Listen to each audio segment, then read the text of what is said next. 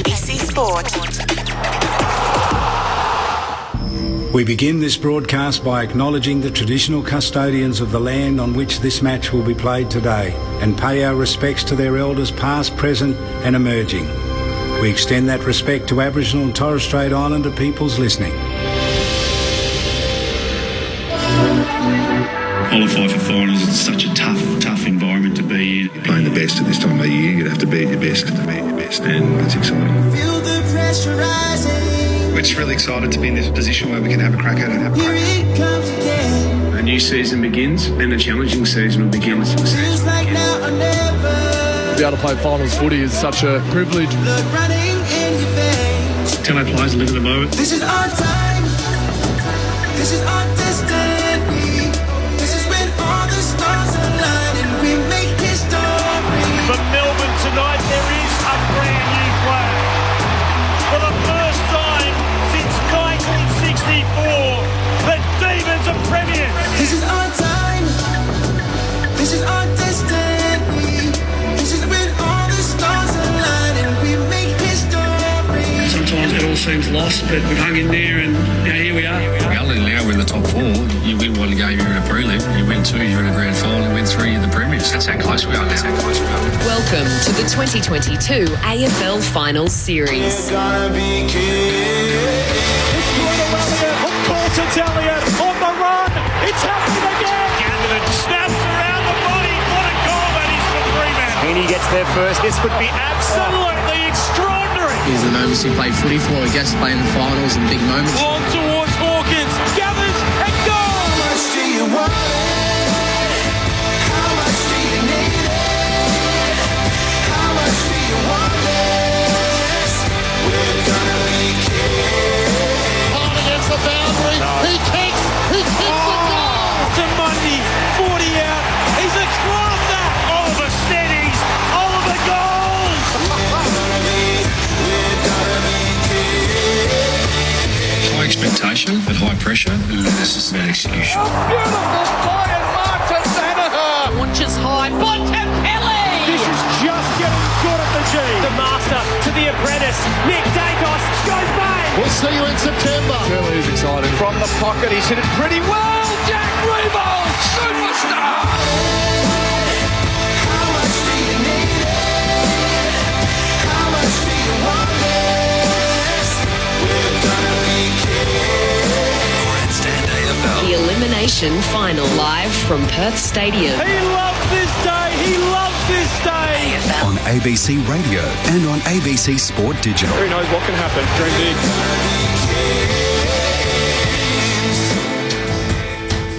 A scintillating first week of finals footy wraps up in the West. Last year, Perth Stadium became a house of horrors for the Western Bulldogs. On grand final day, the Dogs were crushed by Melbourne to the tune of 74 points. This evening, 17 of those players return, hoping to keep season 2022 alive. And they enter what looks like a purple maw. A sellout crowd will pack every vantage point to watch Fremantle return from the finals wilderness. It's the Dockers' first taste of September action since 2015.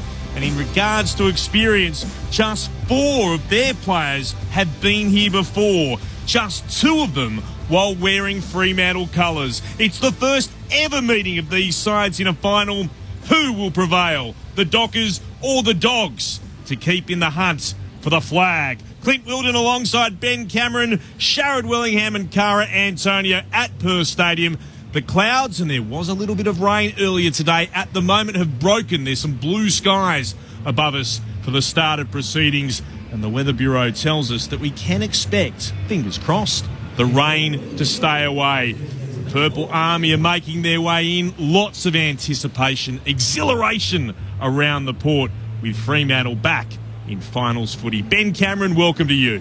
Yeah, thank you, Clint. It's so exciting, isn't it? What a final series so far. A 2-point result, a 22-point result, and then a 1 straight kick game, which we saw earlier, Collingwood going down to Geelong. And that means the winner of this game, they will play Collingwood next weekend. What I'm looking at, I mean, it has to count for something, doesn't it?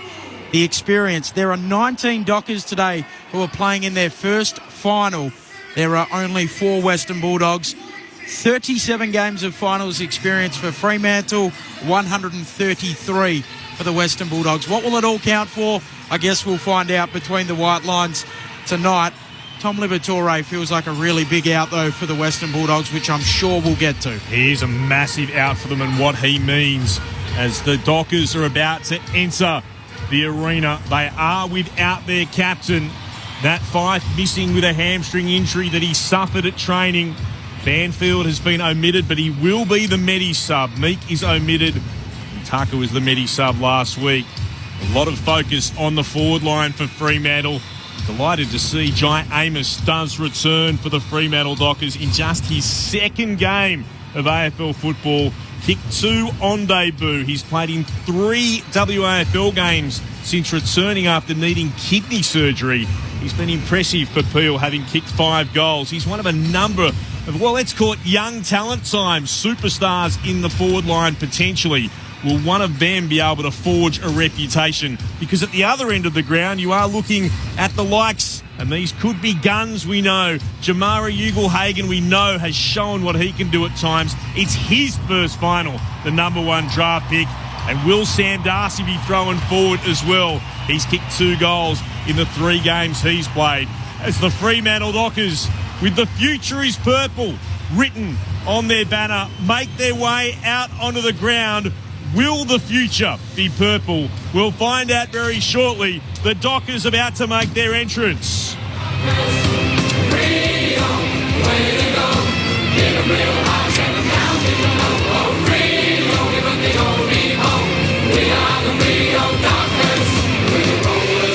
So the news, no late changes. As we mentioned before, Bailey Banfield for Fremantle, the Medi sub. It's Robbie McComb, who is the Medi sub for the Western Bulldogs, who'll be out on Perth Stadium very shortly. As we welcome our experts to the broadcast, Premiership Pie, Sharad Wellingham, All-Australian Cara Antonio. Great to see both of you here in the grandstand box.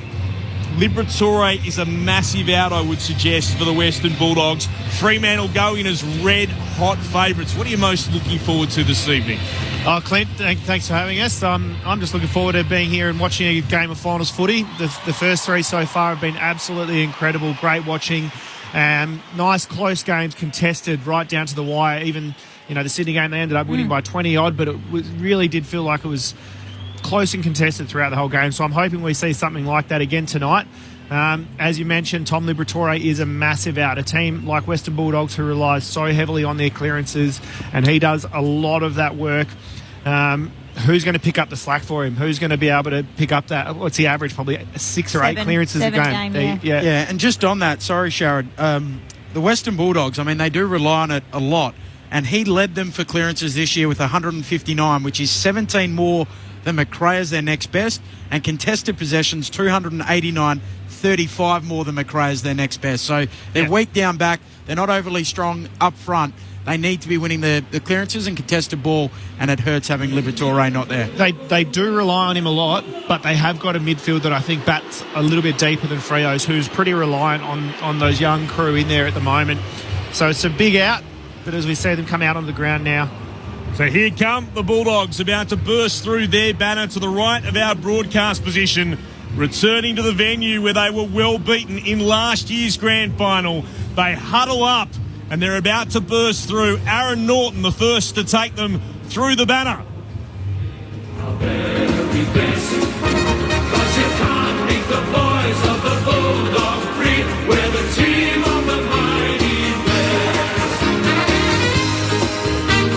So the Bulldogs making the changes. Johannesson returns. He is a Norm Smith medalist, of course, from 2016 in their premiership year. McLean and Keith the other ends. We mentioned the out of Liberatore through to a hamstring injury. Duray with personal reasons. McComb will be the Medi sub once more, and Bruce omitted. It is an interesting looking forward line, Cara Antonio. Welcome to you. Clint, Benny, Shaz, listeners, thanks for having me. Oh, what better time to be alive than finals footy? You hit the nail on the head, Shaz, before. That we've had some really exciting games of footy this weekend, and hopefully this one is exactly the same. Yeah, massive out for the Bulldogs. Tom Liberatore, we mentioned, is their number one clearance player, and they're the number one clearance team in the competition. So Fremantle Dockers would have done their homework and known that Liberatore is out, how they can expose him inside to win the ball and then get it on the outside to provide opportunity for forwards. Does it almost go even further in their advantage because they would have prepared so heavily on their clearance work, and then how they're going to negate that, and then all of a sudden 6 or 8 clearances for the game just vanishes in terms of off the stats. They'd probably be just going, look, the work we've done was going to be going up against this. Now we're only dealing with this.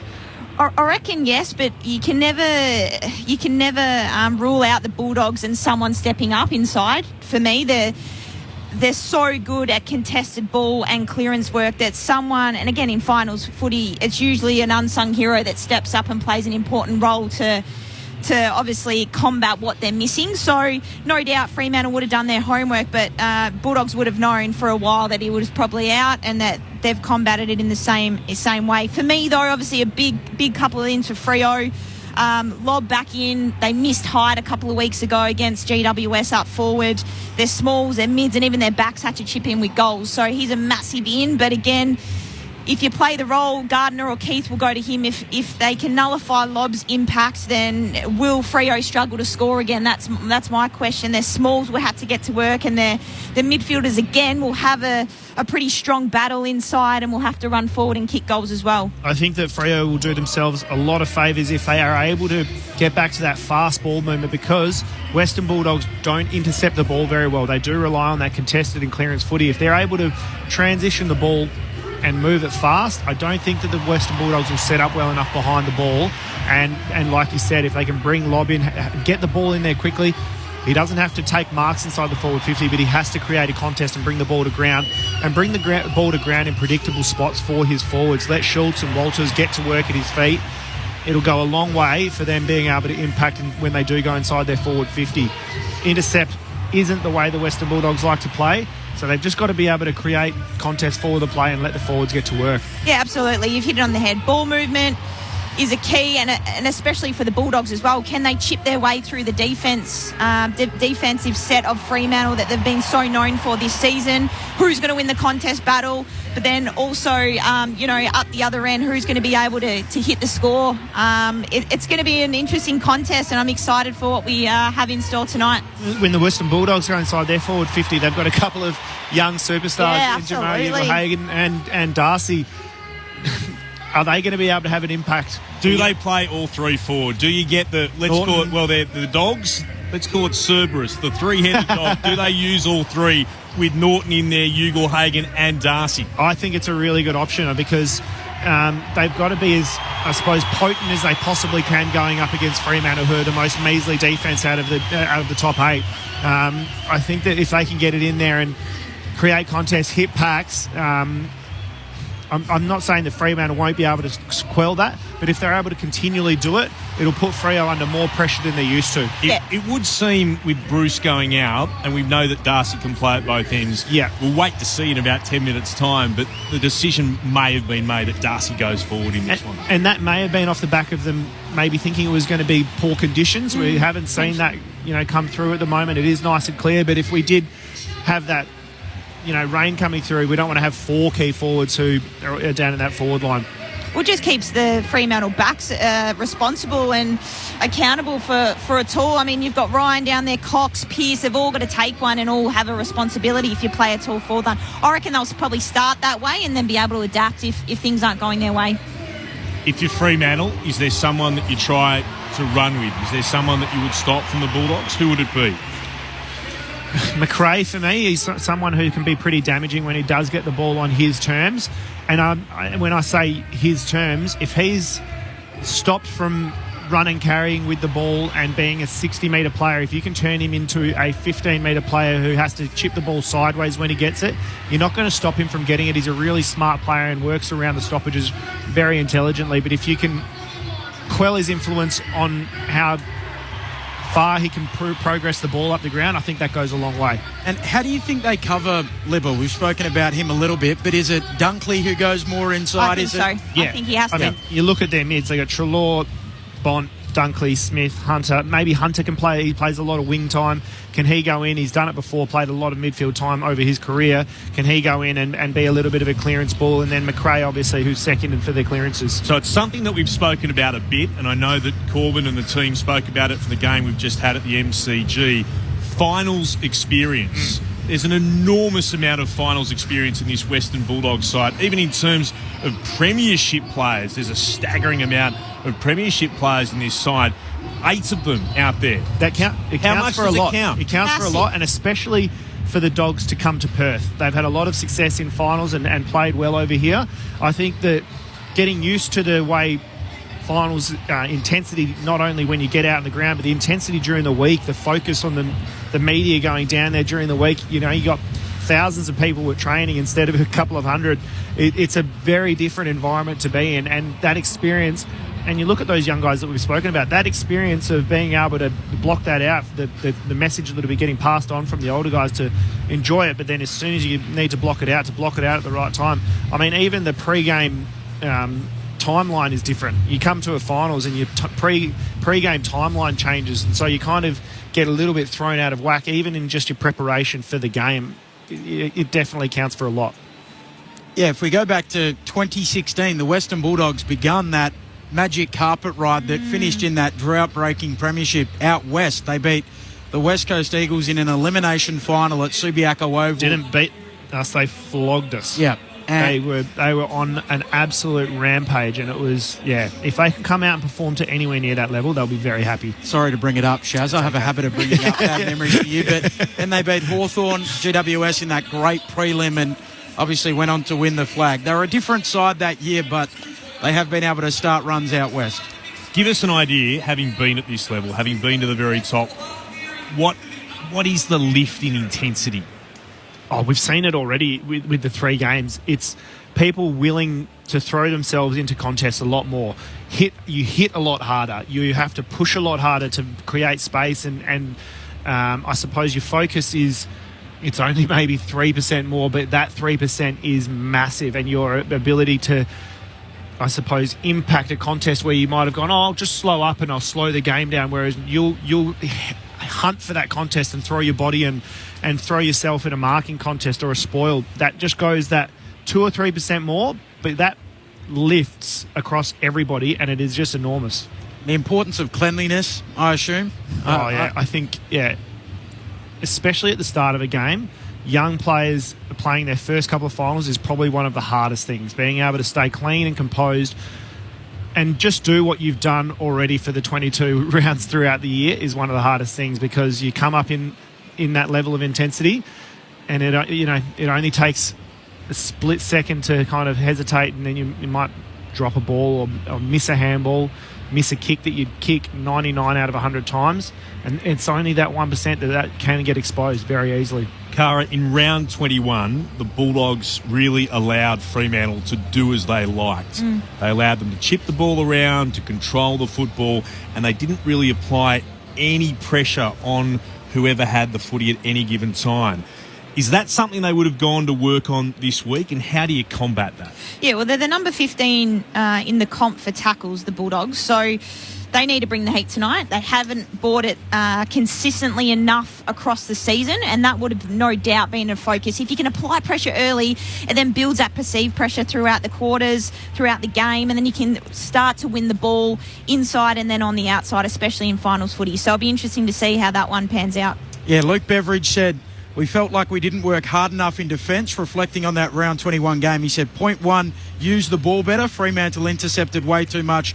Point 2, defend held ball better. Fremantle 140 marks, the 6th most by a team this year. Only 11 of those were contested, so a lot uncontested, 129. He also spoke during the week fascinatingly about how the chemistry in certain areas hasn't been there for this team, and his challenge was to pick the right blend at both ends. How will it end up? The team's gathering downstairs for the official ceremony. Let's head downstairs right now, ahead of the elimination final between the Dockers and the Dogs. Our MC for these proceedings, Mr. Mark Reddings.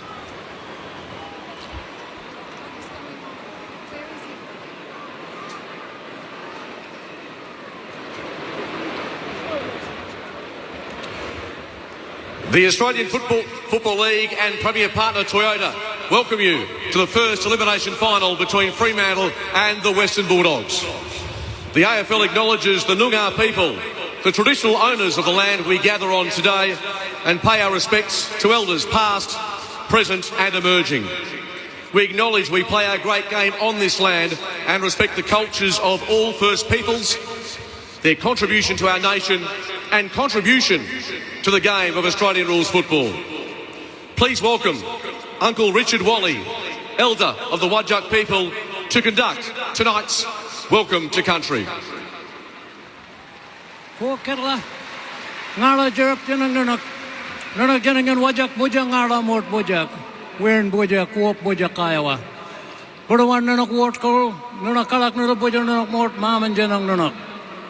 May the good spirit keep everyone safe. This is the Whadjuk section of the Noongar language group. It's a spiritual place where stories are made and stories are passed on. And tonight we will create another story and pass it on. And may you talk well of the country that you visit here tonight. Ngadanje wardande Noongar boyje wardande nganmor boyje genje wardande. Warande, Quopen, Warande, and more Bujing, Warande, Martin Bujing, Warande.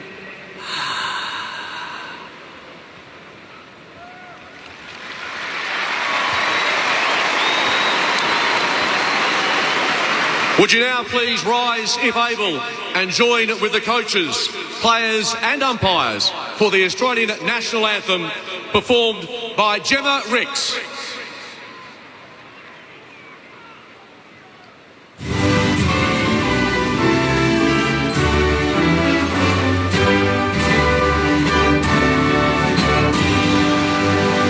Australians, oh let us rejoice.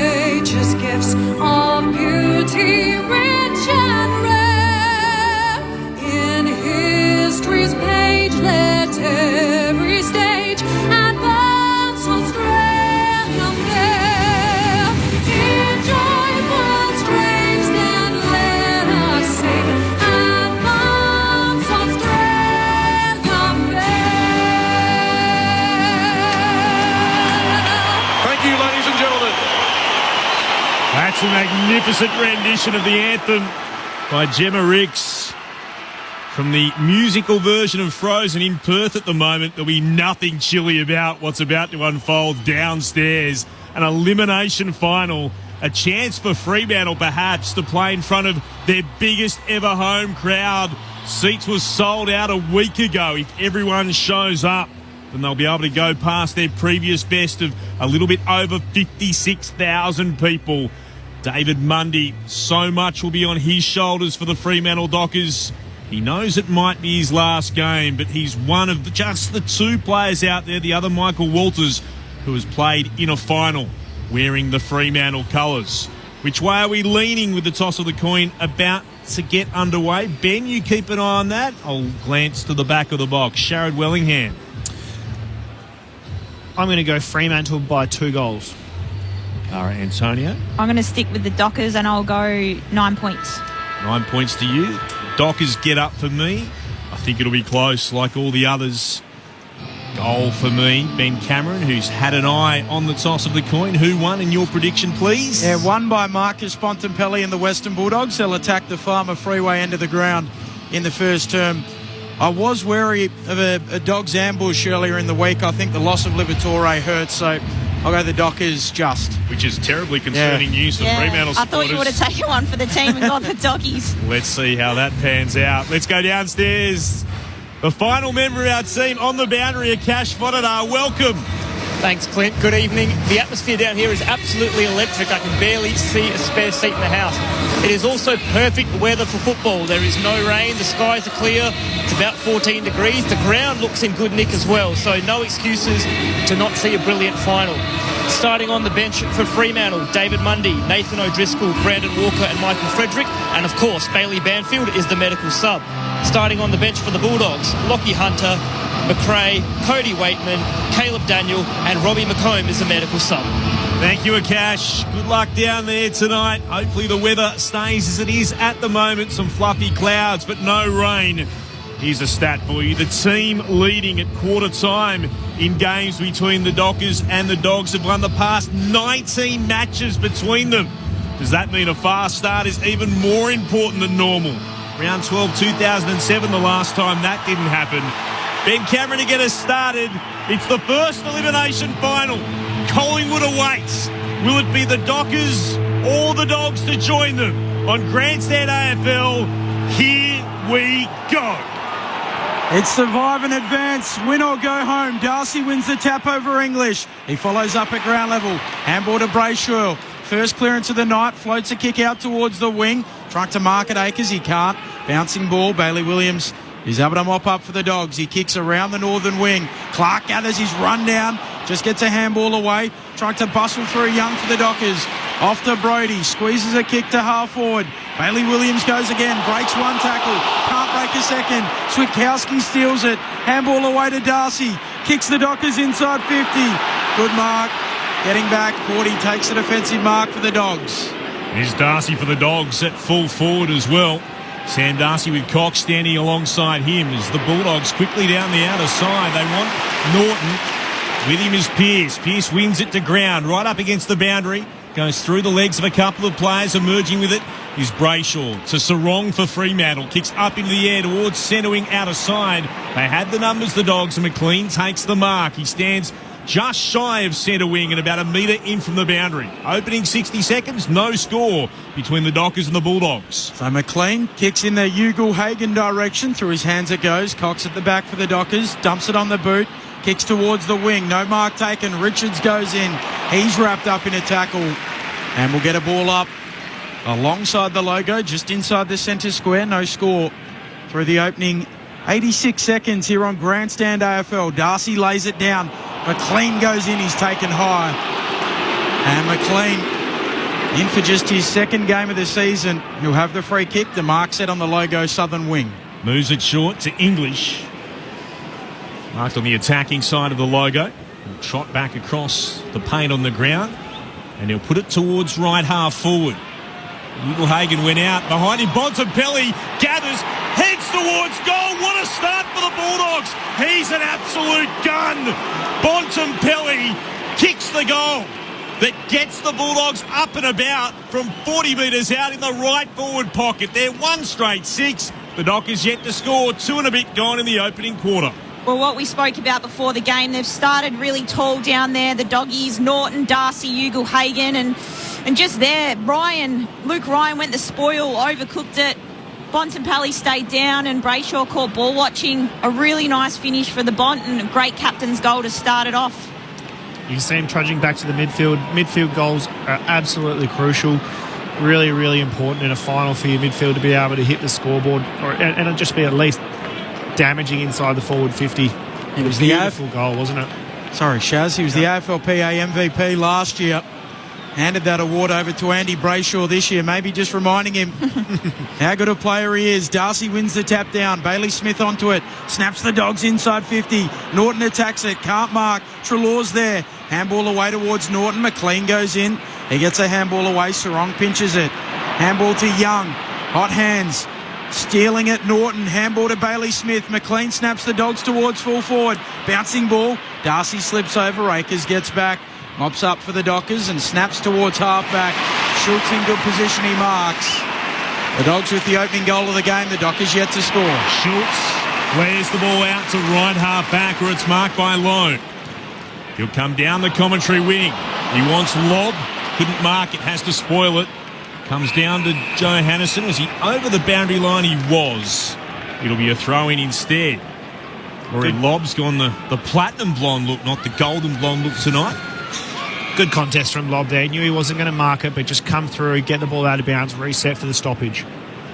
That's an opportunity to continue to impress his potential suitors. There's been a lot of talk he might be headed to the Western Bulldogs. Rory Lobb's back in the forward line for the Dockers. It's thrown in, one down by Darcy for the Dockers in the ruck contest. Switkowski knocked it towards Brodie. Brodie's hand pass knocked down again from Bontempelli to Rourke Smith. They share it around. Williams comes again to Bailey Smith, just shy of the wing.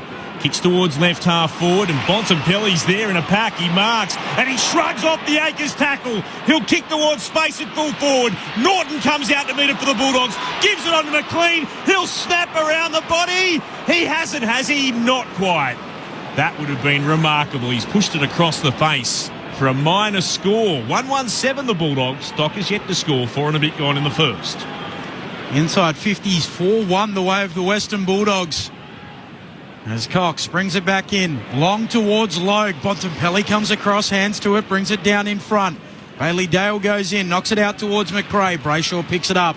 Off to Akers, floats a kick forward. Out of bounds on the full. And the Dogs will get it through English. Bulldogs 1-1-7. Fremantle yet to score. Played 5 minutes and change in this elimination final.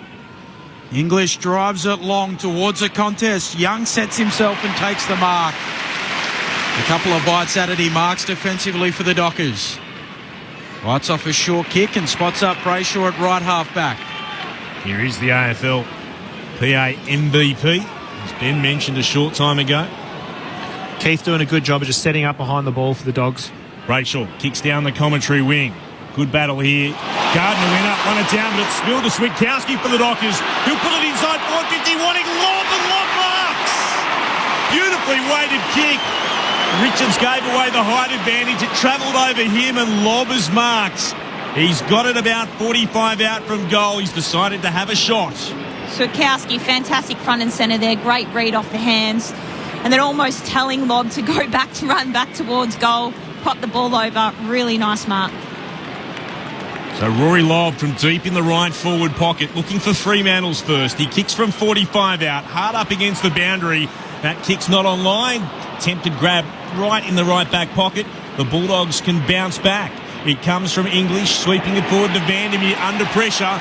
Got to kick away though, towards right half back. Spoiled by Cox of the Dockers. To Aish, to Clark. Puts Freo inside forward 50 and Walters marks.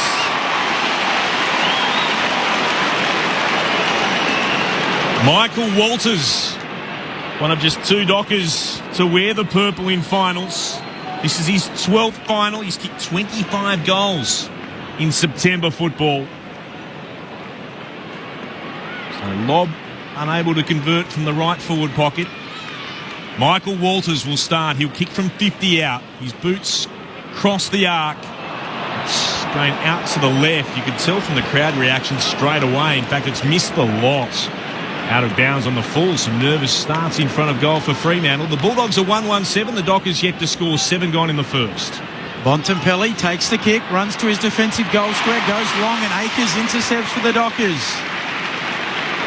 Takes the mark 60 metres out from their attacking goal.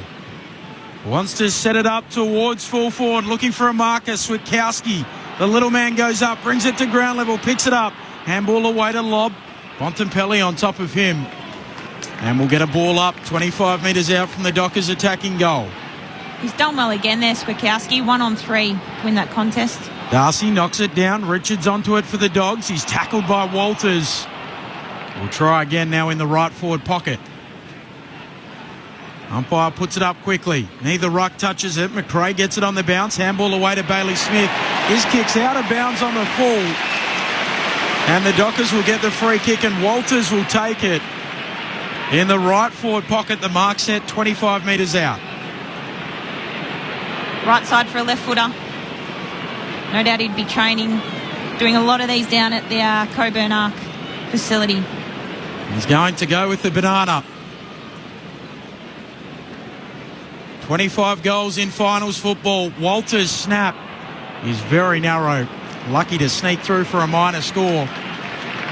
Fremantle 1 behind. The Dockers The Dockers one behind. The Dogs 1-1-7. Nearly 9 minutes travelled in this opening term. Collingwood waiting to see who they'll play in the semi-final after they lost today to the Cats. As Daniel, with the kicking duties, goes on a bit of a run, and then he's short to Bontempelli, who spots a player all on his own. Keith in the middle of the ground, running by Bailey Smith, receives the hand pass, sends it inside forward 50 on the bounce. Norton tries to bring it down. Ugle-Hagan got a hand pass away. It worked out okay to Vandermeer on towards Darcy. Not sure whether the kick was smothered or just went straight up in the air, and Pearce was happy to receive it for Freo. Moved it out to Frederick. Kicks towards the outer wing, waiting underneath Cordy. Attacking the football is Logue, who gives away a free kick. Cordy will have it between right half back and centre wing for the Western Bulldogs, who lead by 6 points. 9.5 gone in the first.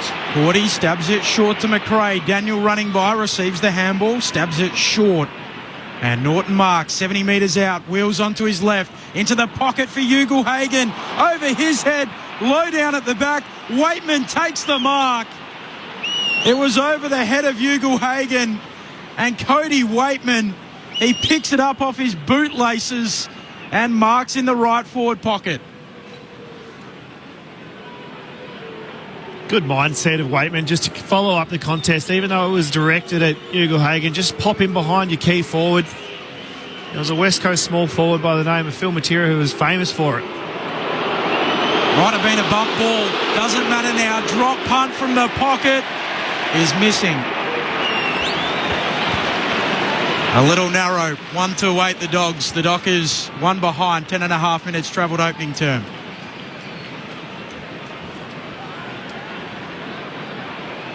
Ryan stands.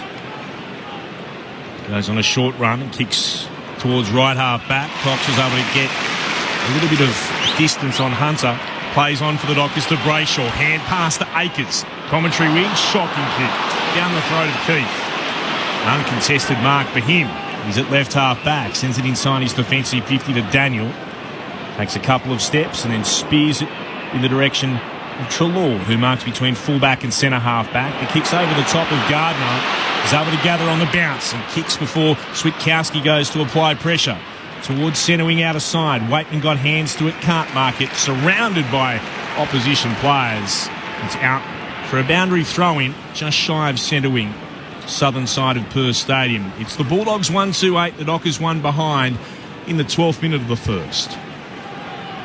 Tim English and Sean Darcy. English double palms it down in front. Treloar picks it up, gives it off to McLean, snaps the Dogs forward of halfway, bouncing ball. Chapman gets a bad bounce, it favours Bontempelli. He recovers to halve it and see it out. A throw in between wing and half forward for the Dogs. When they took Sean Darcy, a lot of Dockers fans thought they should have taken Tim English. Playing at South Fremantle in the WAFL, right beneath their nose. Darcy wins the tap down to Mundy. Brayshaw's gang tackled, he's taken to deck. And we'll get another ball up. The Dogs 1-2-8, Fremantle one behind, 12 minutes and change opening term. Might have had a long argument with Peter Bell in the ABC offices in Perth after that. Ball brings it away. Walters has taken the ground. Peter Bell working as our breakfast host before becoming, well, not just the COVID manager at Fremantle, but also in charge of football. COVID Marshal. The COVID Marshal, exactly. One down here by the Bulldogs. They'll look to soccer it forward. Smith chases it towards the boundary line. O'Driscoll's happy to take it over, and it'll be a throw-in again. Right half forward for the Bulldogs. They kicked the only goal of the game. It was a beauty too from Marcus Bontempelli. Very early stages. Thrown back in. Darcy won it down against English. Comes to Bontempelli on the bounce. Broke one tackle of Mundy, then wrapped up by Chapman. That's holding the ball. Great tackle. Yeah, it was. One of the youngsters in his first final. Chapman got him. He goes out to O'Driscoll, who kicks down the line. He wanted Darcy for the Dockers. McLean was able to win it to ground. Darcy went back there again. Smith works, trying to come through O'Driscoll. He's tackled too. Wrapping him up. Bontempelli was one, McRae the other. There'll be a ball up on the outer edge of the logo. Southern wing here at Perth Stadium. Still the Bulldogs lead by 7. 14 minutes gone in the first. No one with a decisive tap going in Mundy. McLean steals it, squeezes a kick forward for the Dogs.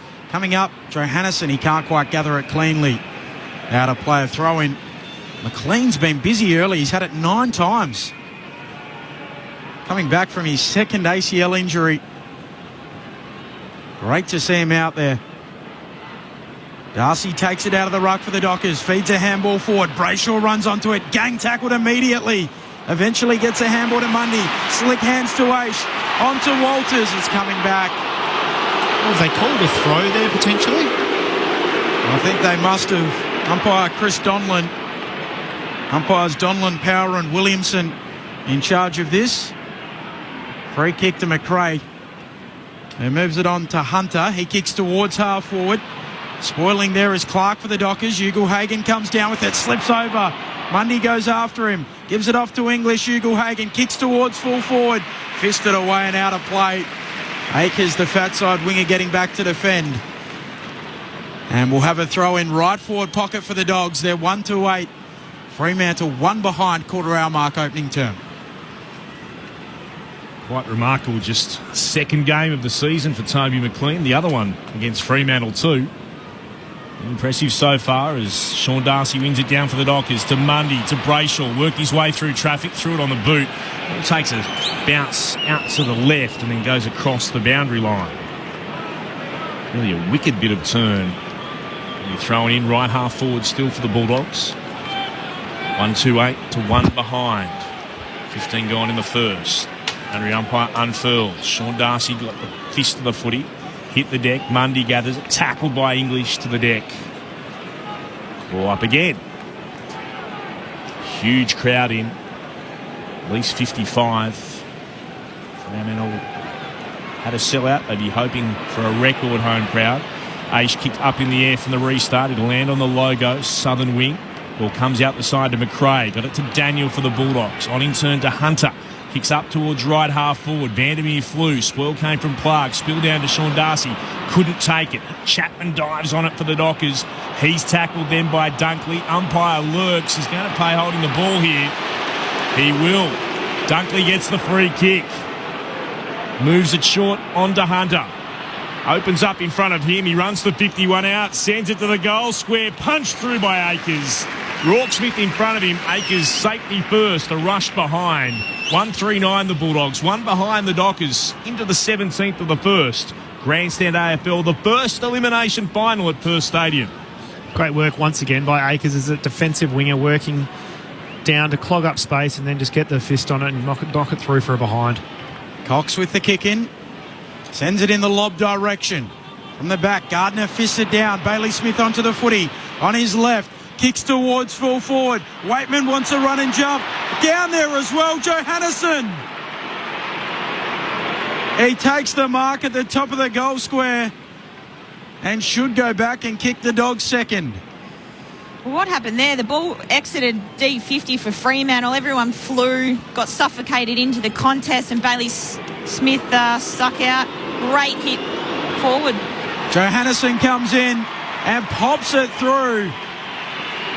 The Western Bulldogs with the opening 2 majors of this elimination final. They're 2-3-15. Fremantle 1 behind. The Dogs by 14 points. 17 and a half gone. Opening term, Clint Wood and Ben Cameron, Cara Antonio and Sharad Wellingham. Just a great kick by Bailey Smith to identify the 2v1. Brandon Walker really couldn't do too much more than what he did. He got out-bodied and came over the top, Johannesson, and took a really nice mark.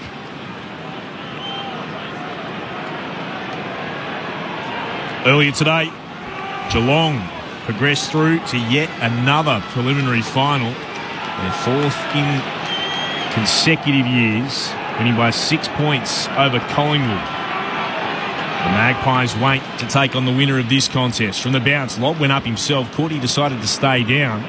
Ball's there still to be won. Mundy tries to get to it. A big collision. Vandermeer one way, Bro to the other. Free kick though going behind all of them. It's coming the way of Dunkley. Dunkley moves it quickly to McRae for the Bulldogs at left half forward. He'll put it into the left forward pocket. He wants Norton at the back. Waitman, he'll snap on goal. He'll miss to the right-hand side. Going up, Darcy. He plays on and he kicks the goal. Everybody else stops. No, he's missed. He's hit the right hand goalpost. That's incredible if Darcy's had that shot, because it was all there for him. He could have played out even further around and really knocked it through, but got a little bit rushed. I also just can't believe he's missed from there. Minor score 2-4-16. The Bulldogs one behind the Dockers. 19 gone in the first. Cox with a long kick out. Brody picks it up off the hands of the pack. Treloar soccers it back inside 50 for the Dogs. Norton comes out. Bumped off it by Pearce. Picking it up, Cox. Loops a handball to Mundy. His handball knocked down. McRae steals it. Chips it back inside. And the mark taken by Dunkley. Wants to play on. Wheels and kicks on goal. Darcy's there. He marks. Almost in the same spot as moments ago. We'll have a score review. We're going to check it. It looked from here like it was in play. Yeah, I think it's in play.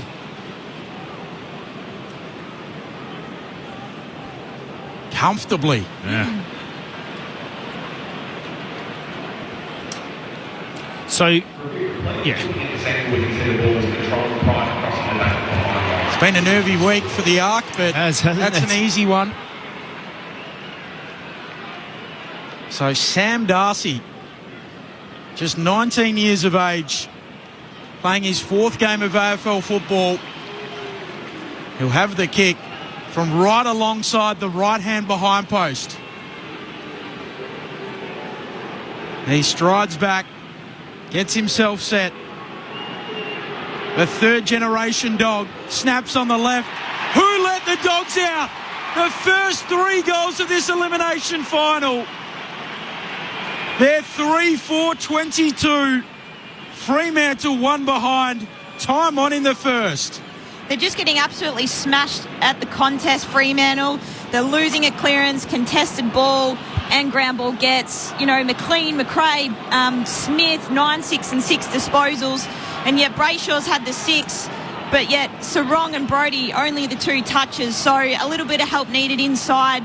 They're just going to work the Doggies, and it's paying off for them. They're not allowing Fremantle to transition at all either. They're just stopping them in their tracks and then getting it to a stoppage or a set play and just really capitalising on those clearances. I think 8-4 in terms of clearances, but just field territory all in favour of the Dogs at the moment. And relatively efficient when they're going in as well. Had a look earlier, missed. Not that time for Darcy. Not a great bounce. Umpire will let it play. English won it down, and Dunkley got a kick away towards left half forward. Slipping over Rourke Smith. Will go a second time though. Gets away from Ace, kicks inside forward 50. Can't find Vandermeer. Sat there for Clark. Oh, hand pass straight to Joe Hannison, who snaps but misses. Had a little bit more time than he realised. Another minor score. Well, that was almost disaster for Fremantle. 3-5-23, the Bulldogs. The Dockers are 1 behind. 22 gone in the first. Inside 50s, 13-4, the way of the Western Bulldogs. Cox with a kick in towards Sean Darcy. Can't take the mark. Bailey Dale at the fall of the ball. Back feeds a handball to Keith. Kicks towards full forward. Ugle-Hagan not quite. He goes again at ground level. Dragged down in a tackle. And we'll get a ball up. 40 metres out from the attacking goal for the Dogs. They lead by 22. Opening 3 goals of this game. Sean Darcy lays it down towards Chapman. Sarong onto it. Handball away to Walker. Walker jams it on the boot. Snaps it horribly. It pitches just in play and out of bounds. And insufficient intent. That was a shank.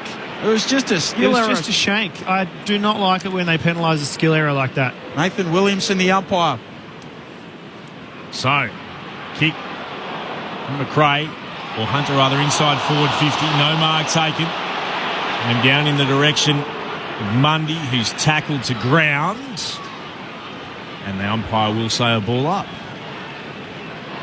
3-5-23 to 1 behind for the Dockers. It's been all the Bulldogs. Thrown up again. One down by Sean Darcy of the Dockers to Walker. Back to Darcy. Throws it on the boot beyond defensive 50. Ball's there. Allowed to bounce. Keith meets it. Breaks the low tackle. Got a hand pass out to Bailey Smith. At left half forward. Hand passes over the top of Daniel. Has to go back and gather to Keith. Hand passes inboard to Bailey Smith once more. Kicks towards the top of the 50 arc. It's a push against O'Driscoll. Dunkley will have the free kick. Hurt himself, is he? It looks a little worse for Ware O'Driscoll, but he's climbed up and stops again for a moment. Could it be a cork? Or an ankle? Certainly sore. He's sat back down again here.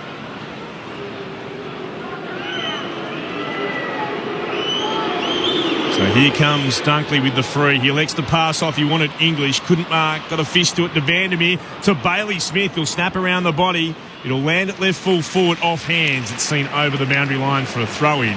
Let's head downstairs. A Cash Flodder. Looks like it's a left ankle for O'Driscoll. That's what he grabbed for straight away, and now he's being helped off the ground by one of the doctors.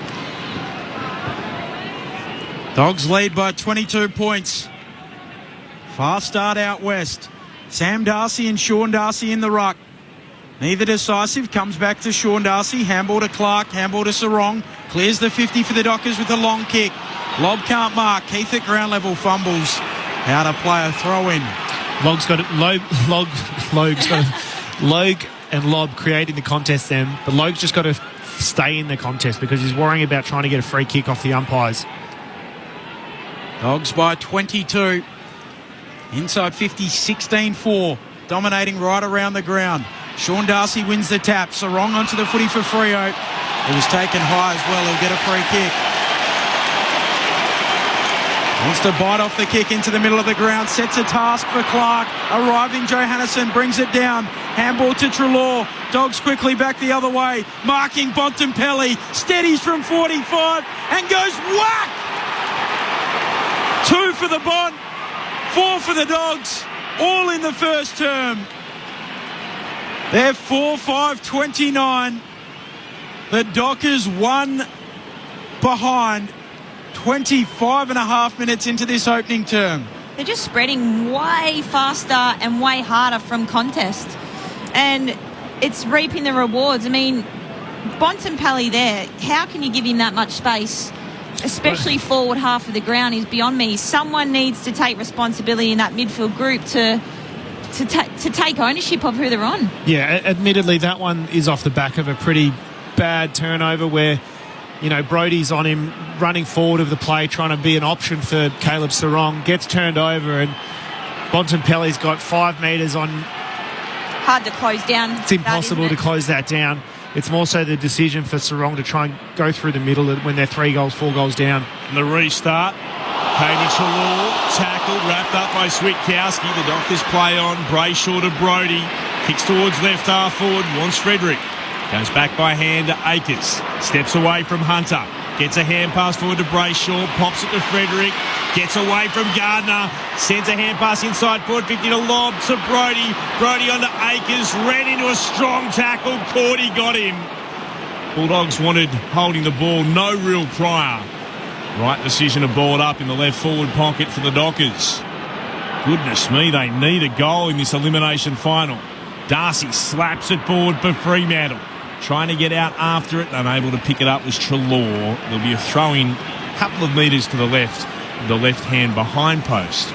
Bit of controversy pre-game as well. The left-hand goalpost at the City end, they had to put a wedge in to stop it from wobbling. Seems to be okay Really? now. Absolutely. From the throw-in, ball comes to the back. Gardner gets a handball away. Bontempelli goes in to paddle it out. Lob tries for the Dockers, so too does Brayshaw. Picking it up Akers, handball to Sarong, dumps it on the right boot, there's a free kick. It'll go the way of the Dogs.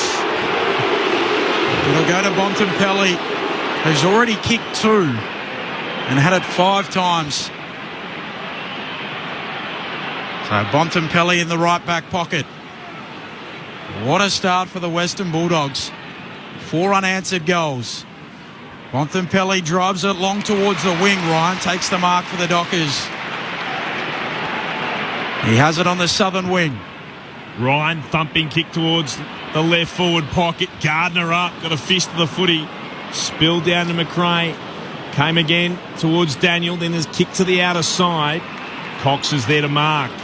Hand pass into the middle of the ground to Sarong. Worked it on to Young. Runs through the centre circles. Puts the Dockers towards right half forward. Schultz waits and marks.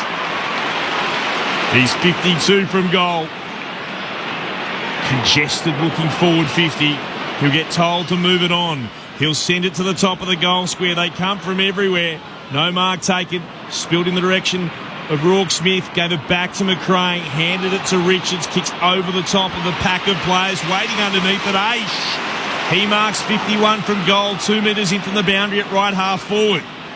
Aish will send it again from whence it came to the hot spot. Lobb got a hand to it, tried to bring it down. It spilled to Richard to the Bulldogs. Kicks up in the air. Awkward bounce to McLean. Couldn't take it. Young tried to gather. Pressure came from the Bulldogs. Trelaw's able to get a hand pass out to Bontempelli. And Bontempelli in the direction of Sam Darcy, who was being held by Brennan Cox. And Sam Darcy will have the free kick at left half back for the Bulldogs, who lead by 28 points, 29 gone in the first. Darcy kicks long around the boundary. Ugle-Hagen goes up. Norton gathers it off hands, gives it off to Rourke Smith, snaps the Dogs inside 50. Bouncing ball at the back. Hunter onto the footy, shrugs a tackle, breaks it. Handball to the goal square. Waitman kicks the goal. Pops it through for a fast fight for the Dogs. 5 first-term goals. They lead by 34 points. 5-5-35 to 1 measly behind for the Fremantle Dockers at the half-hour mark. Well, we're seeing a type of football we haven't really seen too much from the Bulldogs, and it's really good transition that is coming all the way from their defensive 50. They're the worst defensive 50 to goal team in the AFL, and they're doing a marvellous job of it at the moment.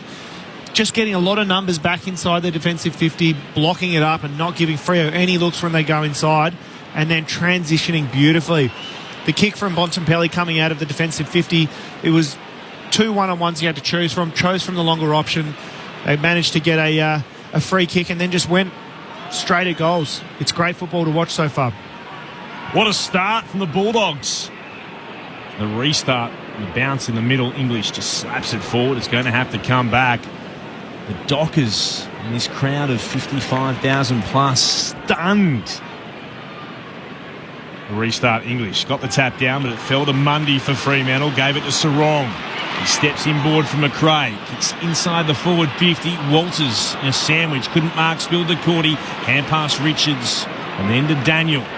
Kicks towards left half back. McRae can't keep it in. Oh, yes, he can. Wonderfully done. Sliding down, was able to trap it. Went back to Rourke Smith. Got away from his opponent. Not a great kick, though.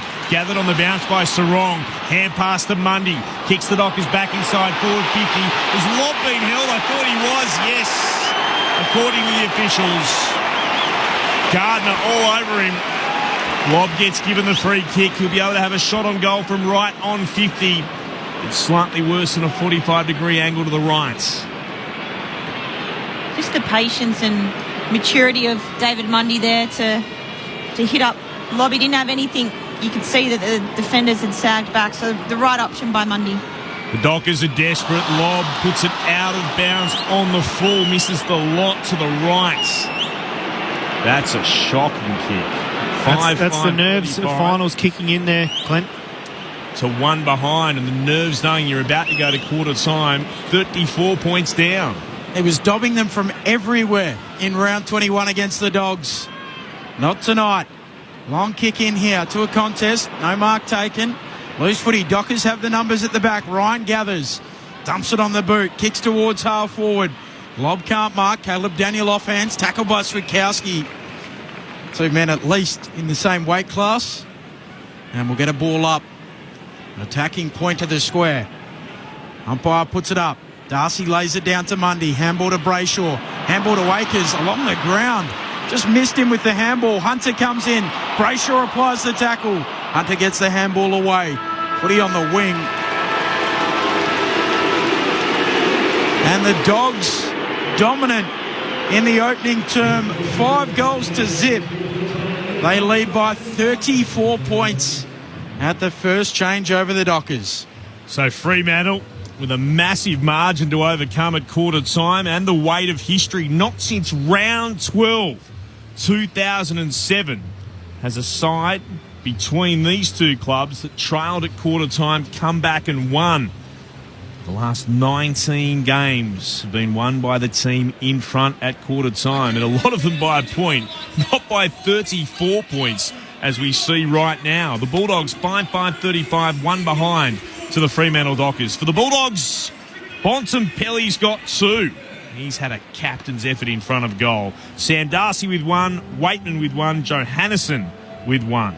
It's been all the Dogs in the West. Wherever you're listening, glad you could be with us. If you want to get in touch, feel free to send us a text message. Love to hear from the Bulldogs supporters around the place what you've made of that opening quarter. And it certainly concerns, I would reckon, for the Fremantle Dockers. 0437 774 774. 0437 774 774 if you'd like to get in touch.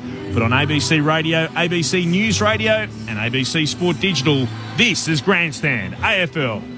ABC, your trusted source of accurate and timely emergency information. We've had the ABC on basically all afternoon listening. There's so much going on. Getting news is a priority. Well, I'm a fan of the ABC. It must be love, love, love. I listen to the ABC every day. I'm extremely grateful. ABC Radio, reliable source for information. On radio, on the ABC Listen app and the ABC Emergency website. It must be love, love, love. ABC, stay connected.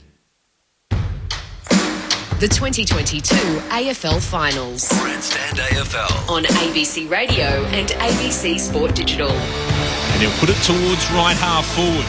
Hagen went out behind him. Bontempelli gathers, heads towards goal. What a start for the Bulldogs. He's an absolute gun. On his left, kicks towards full forward. Waitman wants to run and jump. Down there as well, Johannesson. He takes the mark at the top of the goal square. Johannesson comes in and pops it through, chips it back inside, and the mark taken by Dunkley. Wants to play on, wheels and kicks on goal. Darcy's there, he marks. Almost in the same spot as moments ago. The third generation dog snaps on the left. Who let the Dogs out? The first 3 goals of this elimination final. Handball to Trelaw. Dogs quickly back the other way. Marking Bontempelli. Steadies from 45 and goes whack. 2 for the Bont. Norton gathers it off hands. Gives it off to Rourke Smith. Snaps the Dogs inside 50. Bouncing ball at the back. Hunter onto the footy. Shrugs a tackle. Breaks it. Handball to the goal square. Waitman kicks the goal. Pops it through for a fast 5 for the Dogs. The 2022 AFL Finals. On ABC Radio and ABC Sport Digital. Downstairs, Jenna Ricks, who sung the national anthem, is giving us a rendition of Frozen's Let It Go. I would say this, the Bulldogs have said, let's go, and the Dockers have let it slip because it is a lopsided scoreline at quarter time. The Bulldogs by 34 points. What next? What did you make of that? Sharad Willingham and Cara Antonio on Grandstand AFL. Yeah, well, Dogs definitely came out barking, didn't they? I think that they brought the intensity, and the finals experience that we mentioned, I think, has counted for a lot so far. Freo just didn't seem able to settle. They just got thumped in the contest and clearances, transition. I said pre-game that they didn't really rely too heavily on intercepts, but they're beating them 25-19 at the moment in intercepts, which isn't the Dogs' game, but they're utilising it and working it really well, managing to not allow Fremantle to transition the ball from their defensive end, locking it in, and if they are able to get out, they've got nowhere to go. No secondary kick, no second option. We've seen it go inside their defensive 50, and the Dogs are doing a really good job of getting numbers back. A couple of times they managed to exit and transition all the way down the other end of the field, which is really, really disheartening from a Fremantle point of view. They've got to settle. They've got to get some, I suppose, chain of possessions and kind of take the bite out of what the Dogs are doing to them so far. Yeah, well, the Doggies winning at the contest, they're winning on the spread, winning in their defence. They're get plus 28 in disposals, but they're plus 8 in tackles. So not only have they had the ball more, they're also tackling more as well.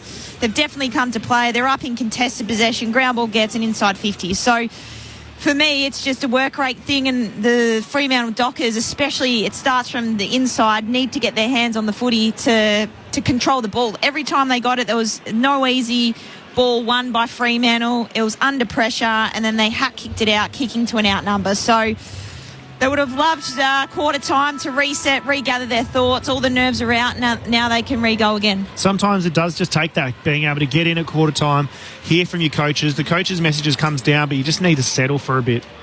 Some of the numbers, a big discrepancy here. 18-10 in terms of inside 50s. That's the way of the Dogs. Clearances, 10 apiece. Contested possessions, though, Bulldogs plus 15.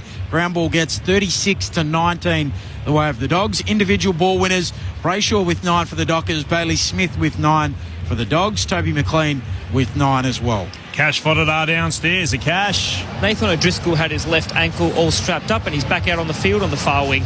Couple of texts, 0437 774 774. Who let the Dogs out west? Says one of our correspondents. It's too far for the Dockers and a doggy win in the wind. That's Terry in Thailand. Simon from the York Peninsula. G'day, Simon. The Dockers are all at sea. The Dogs are on. They certainly are. And Nick from Victoria. My dad's 97. He says Bontempelli would be his first pick no matter what the team. How right he is. He's been terrific tonight, Bontempelli.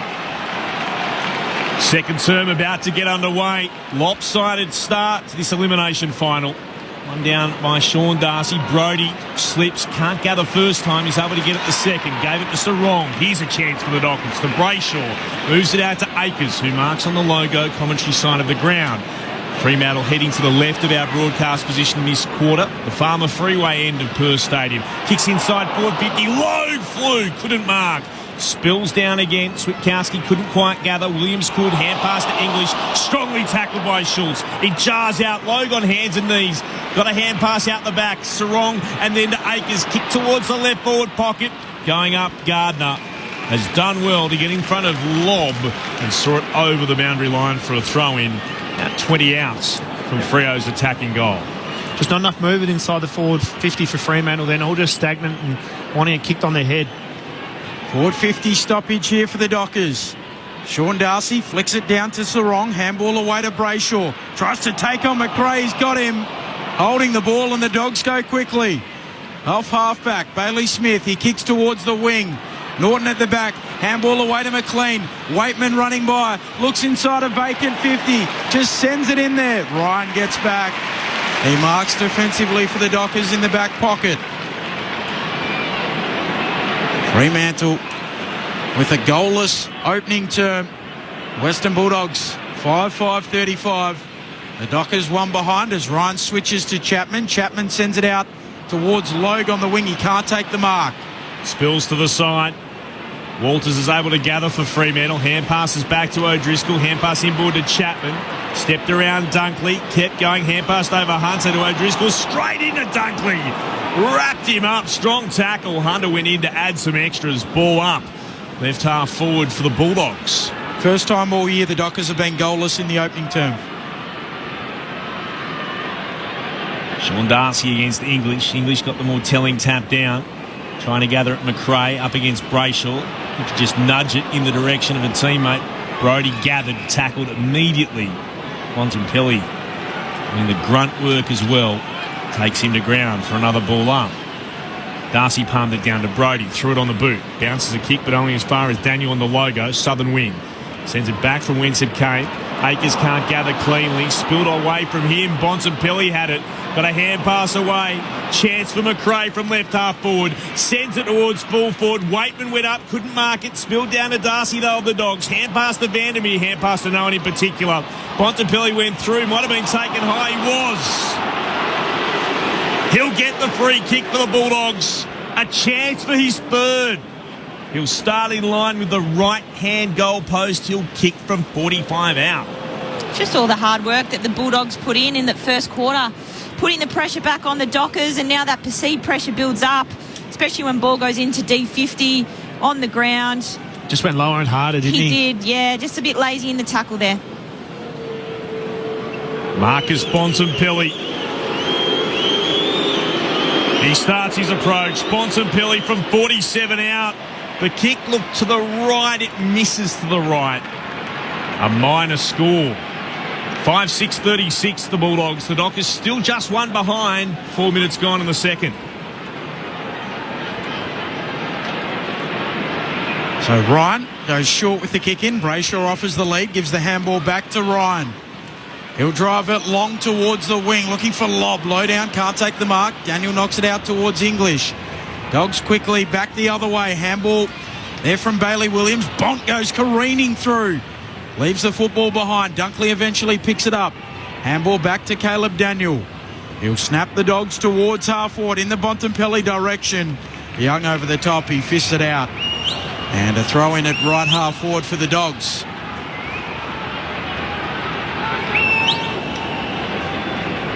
Dogs lead by 35 points. Umpire spins it back in. Sean Darcy and Tim English. Sean Darcy wins the tap to Brody. English tackles him immediately. Akers picks it up. Handball out to Switkowski. He has a fit of the fumbles. Dunkley comes in. Brody goes in for Fremantle. Handball to Chapman. Great releasing handball to Akers, and the Dockers away. Akers kicks to left half forward. Here's the youngster back in the team, Jai Amos, for his second game. In good form in the waffle. Freo needs something from him. They need something from a lot of players out there. Kicks inside forward 50. Lock might have been held. Well, subtly. Playing him very tight, just not allowing him to run and jump at anything. He did very well. It allowed Keith to mark. Came out to Daniel. Puts it down towards left half back to Dale. Dale kicks in the direction of Waitman, who juggles it once, twice, drops it, had time to regather against O'Driscoll. Worked it on to Hunter. Kicks in the direction of Norton, who marks it left half forward for the Dockers, for the Dogs. With his Bjorn Borg headband on. Chisels a kick inside 50. Brayshaw's in the hole. He takes the defensive mark for the Dockers. That mark and kick in the last passage. First touch for Jai Amos. Brayshaw goes to Chapman, who moves it laterally to halfback for Cox. Gathers on the bounce. Time to steady and short to Young. Young kicks towards the logo on Clark. Clark on the logo for the Dockers. Kicks out towards the wing, and the mark taken there by Schultz. Looks into the pocket for Fremantle in the Amos direction. Coming over late, fisted away by Gardner, out of play. A throw in 40 metres around from the attacking goal for the Dockers. They're one behind the Western Bulldogs, 5-6-36, 6 minutes into the second. Tented and Terrier is with us. Hello, Brian. Glad you're loving the coverage. Thanks for sticking with us on Grandstand AFL. Thrown back in, it comes to Darcy. Kicks the Dockers to full forward. And a good defensive mark again to Gardner. Just stands at the top of his defensive goal square. And they're repelling everything Freo's throwing at them. The kick out towards Dunkley. Plays on quickly to Daniel by hand. To McRae. Pops a hand pass over the top to Daniel. He's hard up against the boundary line. Continues to run. And then fires the pass to Bontempelli. He'll kick towards left half forward. He looks to try and find Hunter. He's got O'Driscoll to beat. Hunter still goes. Now tackled into his back. Could have gone either way there. He's going to be holding the ball. Thought O'Driscoll was a little bit lucky with the first tackle. In the end, the umpire decides that Hunter didn't get rid of it. I think Hunter thinks he was a little bit unfortunate. So O'Driscoll has the free kick in the right back pocket for Fremantle. He'll kick towards centre wing. Southern side of the ground, it's a poor kick, and Bontempelli marks again. Chips it over the top. Mark taken by Johannesson. Gives a handball off. Cruising by McRae. Drives it long towards full forward. No mark taken. Ball at ground level. Top of the goal square for the Dogs. Norton tries to flick his headband back on. Young's there for the Dockers. Picks it up. Handball away to Wakers and a clearing kick. He's bumped off it slightly. English drops the mark. Bailey Dale gathers. Dogs at half forward. Handball to Bailey Williams. 55 out. Sets it up towards full forward. Norton goes up. Hands to it. Doesn't mark it. Pearce brings it down. He's dragged down in a tackle. And we'll get a ball up. 15 out from the Dogs attacking goal. They lead by 35. 8 into the second. Throwing skyward. Lob won it down. One in particular can work it out. Comes out the side to Waitman. Hand pass intercepted by Sarong. Worked well through traffic. Hand pass to Chapman. Hand pass to Brayshaw. Hand pass to Chapman again. Working in tight confines in the right back pocket. The Dockers kick towards right half back. It's allowed to bounce. Bontempelli with it once more. Hand pass back to Daniel. The Bulldogs have it. They'll have it on the logo on the southern wing as Dale marks and plays on. Kicks to Gardner on the commentary edge of the centre circles. Puts it out to Williams. Plenty of space to work with. He marks, plays on, sends it towards full forward. Big pack underneath. Spills down to Vandermeer. Off hands. Snap around the body. Dunkley. Oh, that is quite incredible. An absolutely brilliant goal under genuine pressure. The Dockers They're a dog's dinner at the moment. The Bulldogs 6-6-42. Freo are one behind. 9 minutes gone in the second term. We were due a lopsided final. My goodness me, we're getting one at the moment on Grandstand AFL. That's an amazing finish. Blind over the right-hand corner with the left boot. It's just a barrage of inside 50s going against Freo at the moment, isn't it? One after the other. Just aren't able to repel with any fluidity. They're just coming out, kicking straight to the extra. The Dogs have positioned really well, really dangerously, and it's coming straight back at the Fremantle defence. They're not able to set up, not able to get a number back behind. Looking very, very dangerous at the moment, the Western Bulldogs. Josh Dunkley might be leaving the Dogs at the end of the year. He wants to extend his run. Dockers out of the middle. Aish, handball to Mundy. Back to Aish. Tries to get it on the boot. Kick partially smothered. Richards attacks it. Inside the defensive 50 for the Dogs. Gets a handball away. Walters gathers it. He's taken to deck. And the umpire holds his arms to his chest. All up inside attacking 50. Here for Fremantle. Cody Waitman going down to the rooms. Darcy wins the tap down. That's Sean Darcy for the Dockers, but the Dogs steal it. Bailey Smith, a kick towards the wing.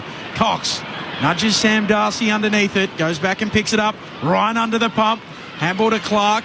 Handball to Walker. The Dockers getting pushed back here. Cox with nowhere to go. Eventually finds some space. Handball to Ryan. Handball back to Cox. A fumble. Dunkley swoops on it. Kicks towards Jamara Ugle-Hagan. He can't quite take the mark. The Dockers are under all sorts of pressure. Finally, Young with the football. He kicks forward of the wing. Keith flies in a pack. Couldn't mark, but can gather the bouncing footy. Hand pass to English at right half back. Hand pass intercepted. Logue had it. Got it on to Aish. Moves it to Mundy from centre half forward. Kicks the full forward. Battle on here. Amos! Strong enough to get rid of Cordy, and Amos marks at full forward. He is the future of Freo's forward line. In his first final, in just his second game. They did well to get out of trouble there, Fremantle, from their back half, and just the steadier David Mundy popped it to a one-on-one. Great body work from the young kid. Jai Amos looking for Freo's first game of the elimination final. Amos misses. He's hit the right-hand goalpost. Incredible. Nothing, absolutely nothing working for Fremantle at the moment. They're two behinds. The Bulldogs 6-6-42, 12 gone in the second. If you're in purple, you have to laugh, otherwise you'd cry, I reckon. Glum faces all around the stadium from the kick in. Daniel might have turned it over. The Dockers come up with it. Schultz snaps them back inside 50. Bouncing ball. Gardner slaps it away. Straight towards Keith. Daniel paddles it on. Richards is there. Handball out towards Hunter. Close to the boundary line. He kicks on his left towards the wing. And Young's able to mark. Fremantle enjoying a little bit of ascendancy. Just a skerrick of it, but can they put it on the scoreboard? They trail by 40 points. Brayshaw drives it inside 50 towards full forward. No mark taken. Walters at the fall of the ball. Handball to Logue. Handball to Aish. To Mundy. He's tackled by Bontempelli. Just gets it out. Bontempelli's back up. Steals the footy. Coming through Frederick. Now Keith leaves it behind. Richards a little paddle. Trelaw a dribble kick. Brayshaw's able to gather. Sends it back towards full forward for the Dockers. Nobody can mark. Hunter's there. Off to Bailey Williams. And the Dogs should be out of trouble. They repel again, the Bulldogs. The kick towards the southern wing. Cox got a fish to it. Went to ground. Young's able to outpoint Norton, but he tried a second time, Norton. Going in there, Johannesson looking to knock it into traffic. Pearce picks it up for the Dockers. Tried to get a short hand pass away. Still they look to work their way forward. It came out the side despite Mundy's best efforts, and now the Dockers have it on the logo. Southern side of the ground through Conks, who measures the kick to O'Driscoll. He stands on the commentary edge of the centre square. Looks to move it short to Clark. Can Fremantle find a goal? Clark inside forward, 50, Walters. It was a beautifully measured kick. He got bumped by Cordy after he took the mark. He bounces up, plays on, goes on the outside of the left, and he's missed as well.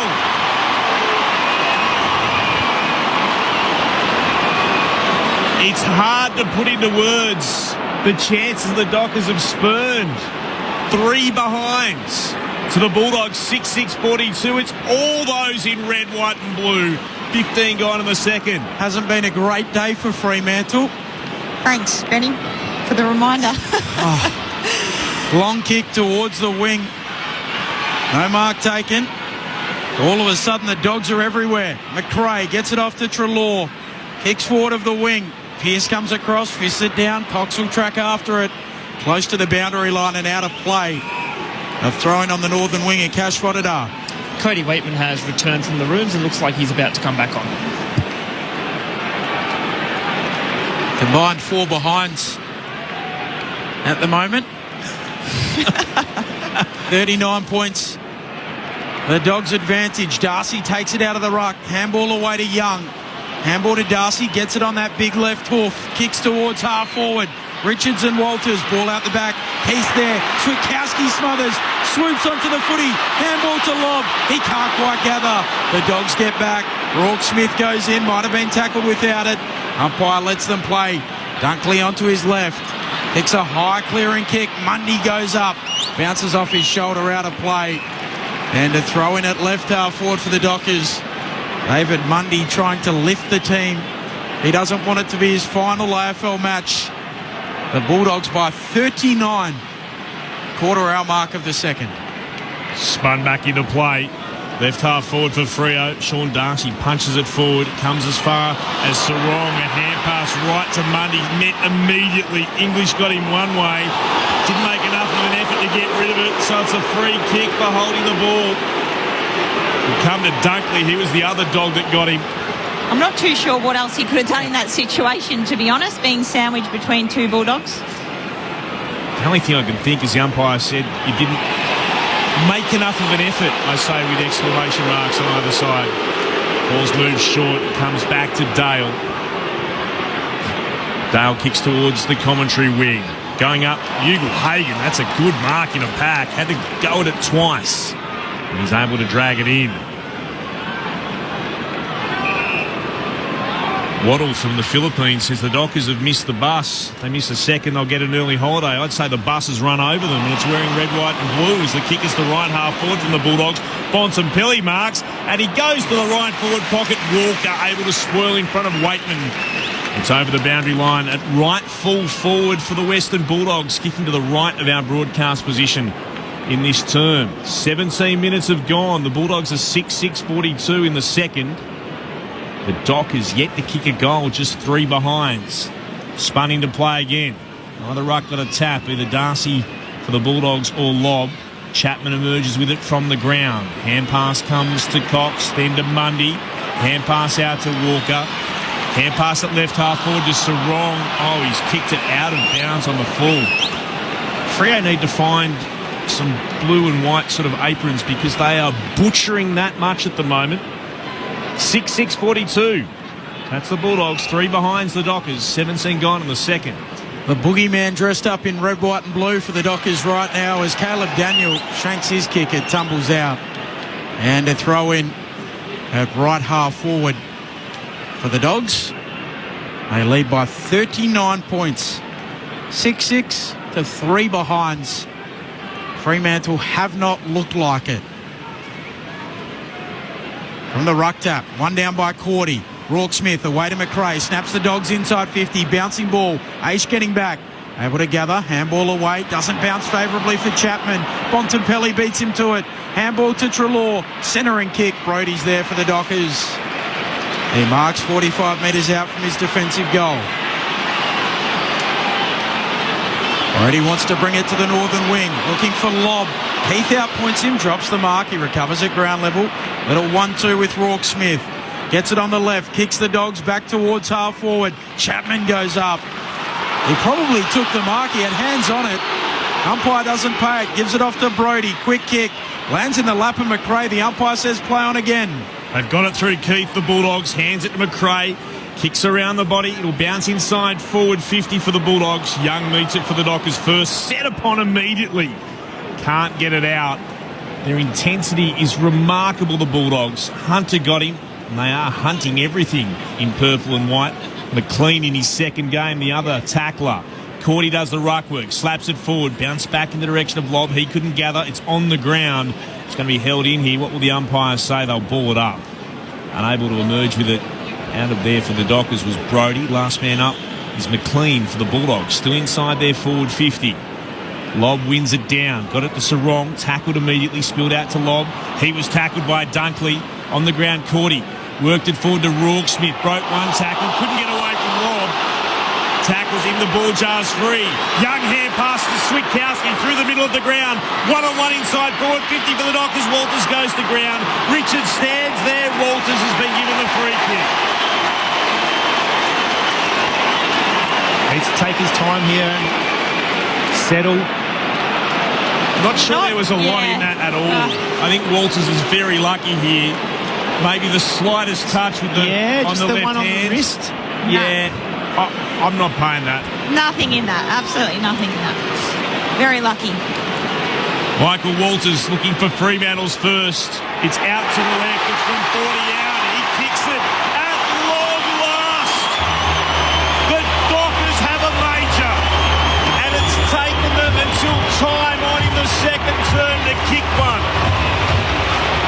Fremantle 1-3-9. The Western Bulldogs 6-6-42.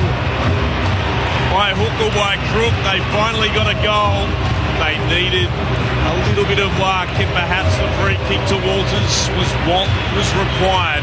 The Bulldogs still lead by 33 points. 21 minutes gone in the second on Grandstand AFL and ABC Radio, ABC Sport Digital, and also, of course, wherever you happen to be on ABC News Radio.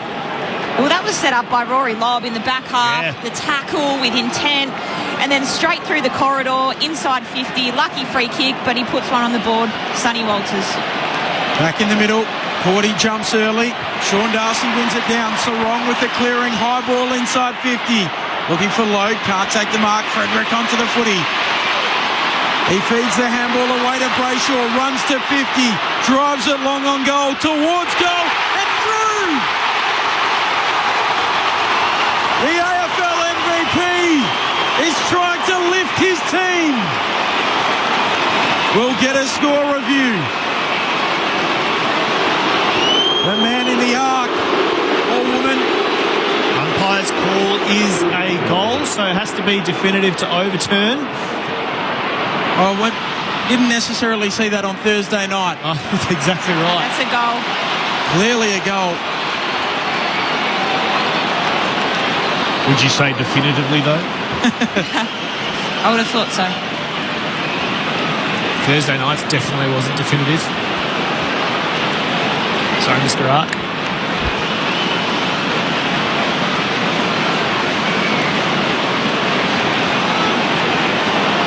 So, we're no closer to knowing from any of these images, are we? Review complete. You'll know from the crowd. Brayshaw with the finish. Fremantle with two quick majors. And it's back to 27 points. It's back to 27 points, but you can just feel the belief in the side at the moment. They've got a little bit of momentum. I think for the most part of this quarter, they've actually played a lot better than they did, and a lot better than they thought that they were going to be able to come out and play. What was that centre clearance from Sarong? You heard the crowd go wild. As soon as he got it, didn't 100%, and then Frederick came out with intent, hit the ball.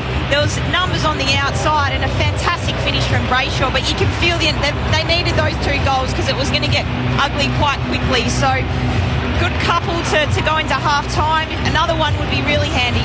I love the fact that they've still got the belief. They're 6 goals down to nothing. They've still got the belief that they can just chip away at it, build the momentum. It's really, really good to see. 55,000 plus supporters They feel they're a chance again. English slaps it forward for the Bulldogs to restart, though. Dunkley out after it, shovels a hand pass, it'll bounce inside forward 50. Walker couldn't gather. McLean does. He'll look to snap around the body to land it right full forward. Pearce off his hands. He's happy to see it over the line for a throw-in right next to the right hand behind post. Fremantle fans thinking while there's life, there's hope. And there's still more than a half of football left. There's a blood rule being called here. It'll be Sean Darcy who has to come off the ground, so the Dockers will need to get lobbed forward. He's heading inside the attacking 50 for the Bulldogs now. Darcy seems to have a cut high up on his forehead on the right-hand side, right near the hairline, as he gets a towel to wipe it off. So Lobb versus Norton, inside forward 50 for the restart for the Bulldogs. Norton takes clean possession, step one way, then the other, threw it on the boot, kicks out of bounds on the full. Could the tide be turning? Ryan will have the free kick for the Dockers at left full back. Bulldogs are 6-6, the Dockers 2-3, 25 gone in the second. Ryan with the kick for the Dockers, long towards a contest. Over the back it goes. Logue tries to gather it, stands up in a tackle, gets rid of it. Dunkley steals it for the Dogs, snaps them back inside attacking 50. Bouncing ball. Young and Waitman are there.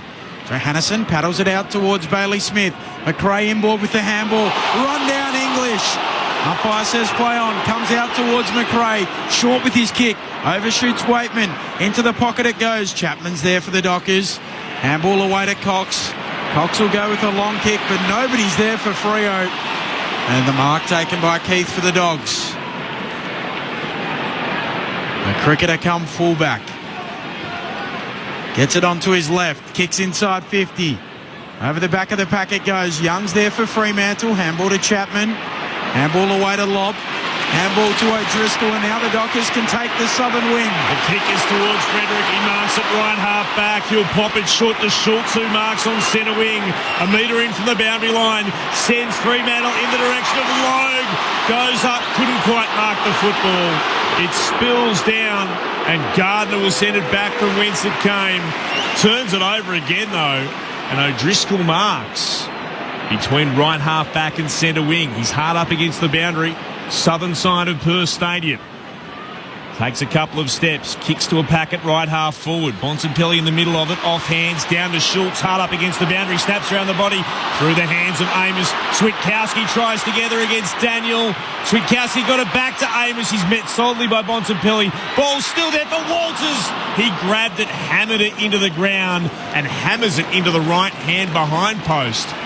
On the bounce, was it? Yes. Yeah, on the bounce. So it's going to be thrown in at right full forward for Fremantle. The Bulldogs still lead by 27. 27 gone in the second.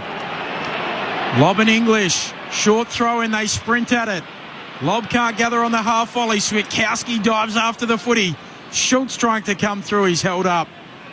And we'll get a ball up. Right forward pocket for Fremantle. And they make it 3 on the trot. Lobb. English wins it down to Richards. Gets a handball out. Going after it, Walters. Back to the boundary line and over. We'll get a throw in. A couple of repeat stoppages inside Fremantle's forward 50. Really good late in this second quarter. Just to add a little bit more pressure on the Doggies. Dogs by 27. They kicked the first 6. The Dockers have kicked the last 2. Lobb knocks it down. Sarong can't quite gather the footy. Eventually does. Snaps on the left. Bends it through. 3 on the trot for the Dockers. And they're back in it.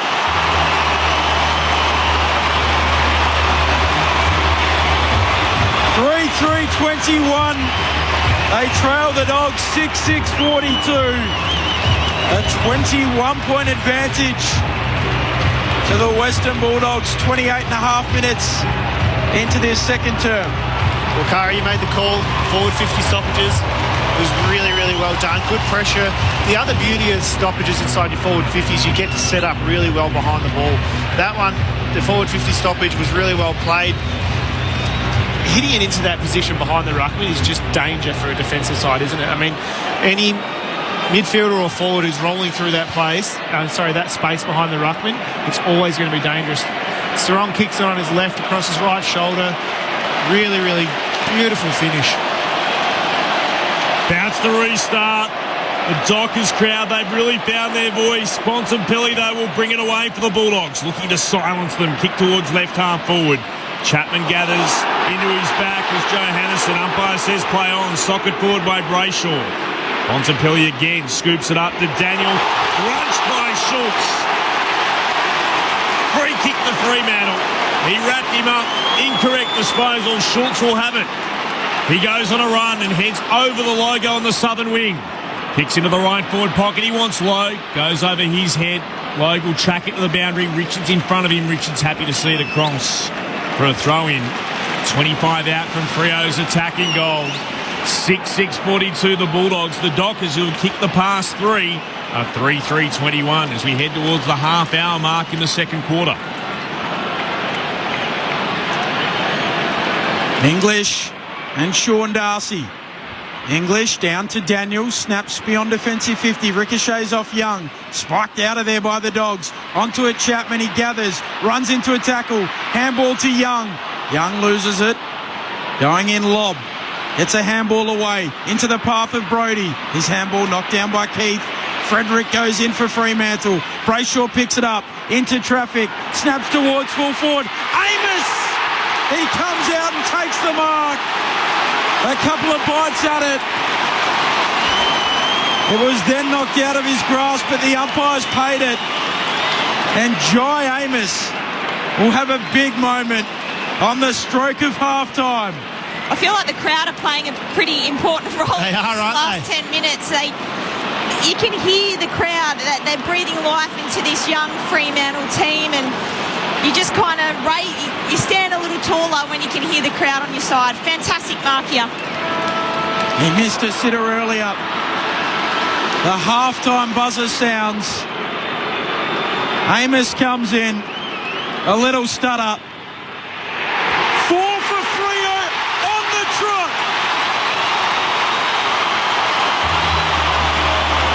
What a team lifter to take to the half.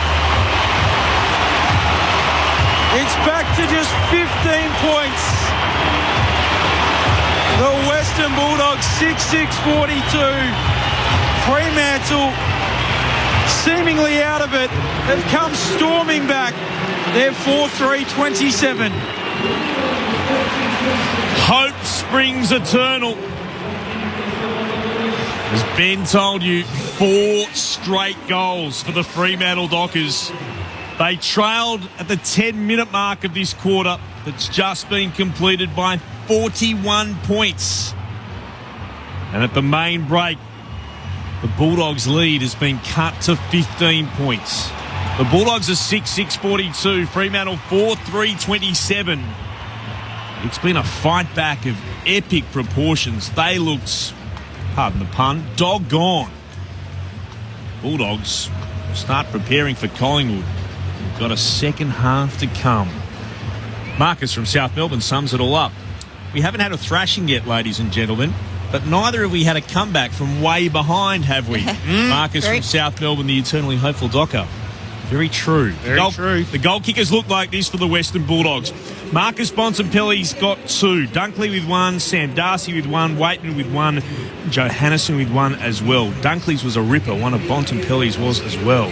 While for the Fremantle Dockers, they're 4 goal kickers, all individual. Sarong, Brayshaw, Walters and Amos with a goal after the siren to make that margin, as I said, 15 points. 6-6-42 the Bulldogs to the Fremantle Dockers 4-3-27. Collingwood awaits. They will play the winner of this game. The loser says farewell to 2022. That's after the Magpies lost to Geelong in the first qualifying final earlier today. Geelong 11-12-78 to Collingwood's 10-12-72. So the Cats through to a 4th consecutive preliminary final. Collingwood just sit and watch and wait. Well, things are a little bit different than they may have been if I'd asked you this question 10 minutes in the second term, Sharad Willingham and Cara Antonio. What have you made of what we've seen? Oh, it was impressive, wasn't it? The fight back, the belief, it is infectious. The crowd definitely got behind them, and I was most impressed with their ability to stick tough and just go, no, we're going to stick to what we've done well, and they started doing it. Obviously, that got taken away from them in the first quarter and first 10 minutes of the second quarter, but they went, no, we're going to continue to try and do it, and we saw them start to transition the ball. They really, really transitioned the ball well. They managed to go from one end to the other, and then when they got it in their forward half, they'd either locked it in or created stoppages and were able to then set up behind from that. I think that you look at Sarong and Brayshaw, two of the guys who kicked goals in that quarter, just had amazing quarters. Brayshaw had 11 touches. Sarong had 8 touches. Both hit the scoreboard. That is just massive from their young leaders. And they've literally just gone, get on my back, boys. Follow us.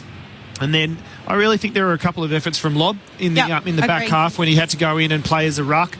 I even saw Sarong get around him. There was a couple of contests, and then a big ruckman or a big key forward like that to have composure in the back half and use the run and carry that was around him. It's only little things, but it just shows where he's at and how impressive. And I think he's come a long way this year. The clearances, Fremantle really picked up the slack in the clearances. They were a long way behind, having still won the hit-outs a long way, 33-10. But the clearances, they were down probably 30% or something, and they've hit the front at 20-19. So they've just really evened it up, and it was probably only for the last 15-20 minutes of that quarter then, wasn't it?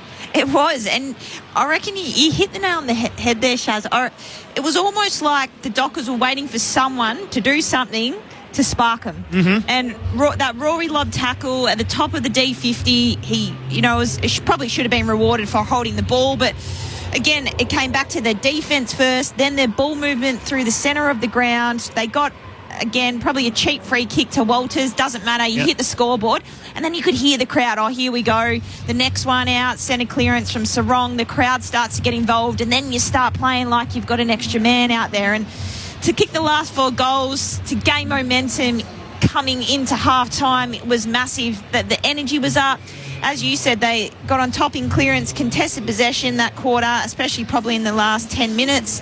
They had +4 inside 50, so they were getting it in more repeat entries because they were set up really well defensively. And their disposal efficiency, for me, they went at 77% in the second quarter. They sat at 53 in quarter one. It just looked a bit fumbly, a little bit nervous, didn't they? They just took a little bit, I said it, they took a little bit far too long to settle. They were just waiting. So really well done. But on the other side of the coin, you look at the Dogs and they were still doing a lot of things really well. The intensity that they brought around the ball is really good, and their ability to go quickly when they do turn it over, someone we haven't seen a lot from them traditionally this year. Their ability to intercept and cause these turnovers has been really, really impressive. I think that if they can continue to hold Fremantle, I suppose, accountable when they're trying to transition, they're going to find it really tough to continue moving the ball. And if they can turn it over and then still rely heavily on their clearances, if they continue to wrestle at that clearance at the stoppage and keep the clearances pretty even, Fremantle might have to pull a few more magic tricks out of the hat. We're obviously discussing Fremantle because of the fight back that they've had, but talk us through a little bit about what the Western Bulldogs were able to do early on. What really stood out for you? Oh, they were outstanding. It was their cleanliness around the ball, their pressure, their two-way running. They were getting ahead of the ball and providing options, but then they were also getting back and clogging up the defensive 50 so well that Freo had nothing to go when they went in there. Yeah, they were running and hunting in numbers, and they were much cleaner, but they had more disposals early, so they were getting their hands on the footy first, but then also out-tackling Fremantle. So not only were they working hard in offence, they were working just as hard in defence, which is so important in any game of footy, especially in finals, which was the defining moment for me in the first quarter, especially when they hit the front quite convincingly. Do you think that the finals intensity, they're working harder, and that's why they're working harder than they have done, and that's why they're able to produce these intercepts, which they haven't done? Not 17th worst intercept side in the league. To come out and beat Fremantle at intercepts is really, really impressive, because Fremantle owned the ball really well. Well, I reckon it started inside at the contest. Their inside mids were able to pressure so a ball was getting hacked out under pressure, whereas Fremantle have been pretty good at at getting the ball out pretty cleanly and having time and space to hit up a forward, whereas just getting hacked, and that allowed obviously the defenders to intercept the ball down back for the Bulldogs. And I think that they just settled way earlier than Fremantle. Bontempelli started the first quarter like a house on fire. He had 12 that quarter as well. Yeah, Bailey Smith is just running. He's running his absolute guts. You see him, in the back line, absolutely take off through the corridor. He'll link up, and then that one bit of play where he kicked it through the middle, link up, goes inside forward 50. That's a 80 to 120 metre run that is just gut busting, and that's what's really, really stood out for me from the Western Bulldogs, their ability to transition both offensively and defensively. What we can say is it looked at one stage that it was going to be a thrashing of thrashings, with the Bulldogs up by 41 points 10 minutes in to the second quarter. Right now at halftime, it's game on in the West. 6-6-42 the Bulldogs, 4-3-27 the Dockers. There is an awful lot to look forward to now, I reckon, in the second half of Grandstand AFL. A few little bits of news to bring you up to date with from our earlier game, which we brought to you, of course, from the MCG. Geelong beating Collingwood by 6 points. Collingwood suspects that Taylor Adams has torn his groin off the bone. That is terrible news for Taylor Adams and indeed for Collingwood. And an update for you from the Rugby Union taking place right now. The brand new Sydney Football Stadium, which does look an absolute treat, it must be said. In the second half there, the Wallabies taking on the Springboks. It's South Africa leading 24 points to 8 in that game. So certainly a lot of sport going on wherever you happen to be, all covering it here on Grandstand AFL. Today, the Rugby League full-time in the game between North Queensland and the Penrith Panthers. The Cowboys have got up by 30 points, 38 to 8. Games earlier today, the Dragons, there's a good result, by 22 to 12 over the Brisbane Broncos. Sorry, I'm very biased towards the Dragons. And the Gold Coast Titans won a thriller over the Warriors, 27 points to 26. Halftime here, though, at Perth Stadium. The Bulldogs 6-6-42, the Dockers 4-3-27. Let's pause and take the latest from the ABC Newsroom.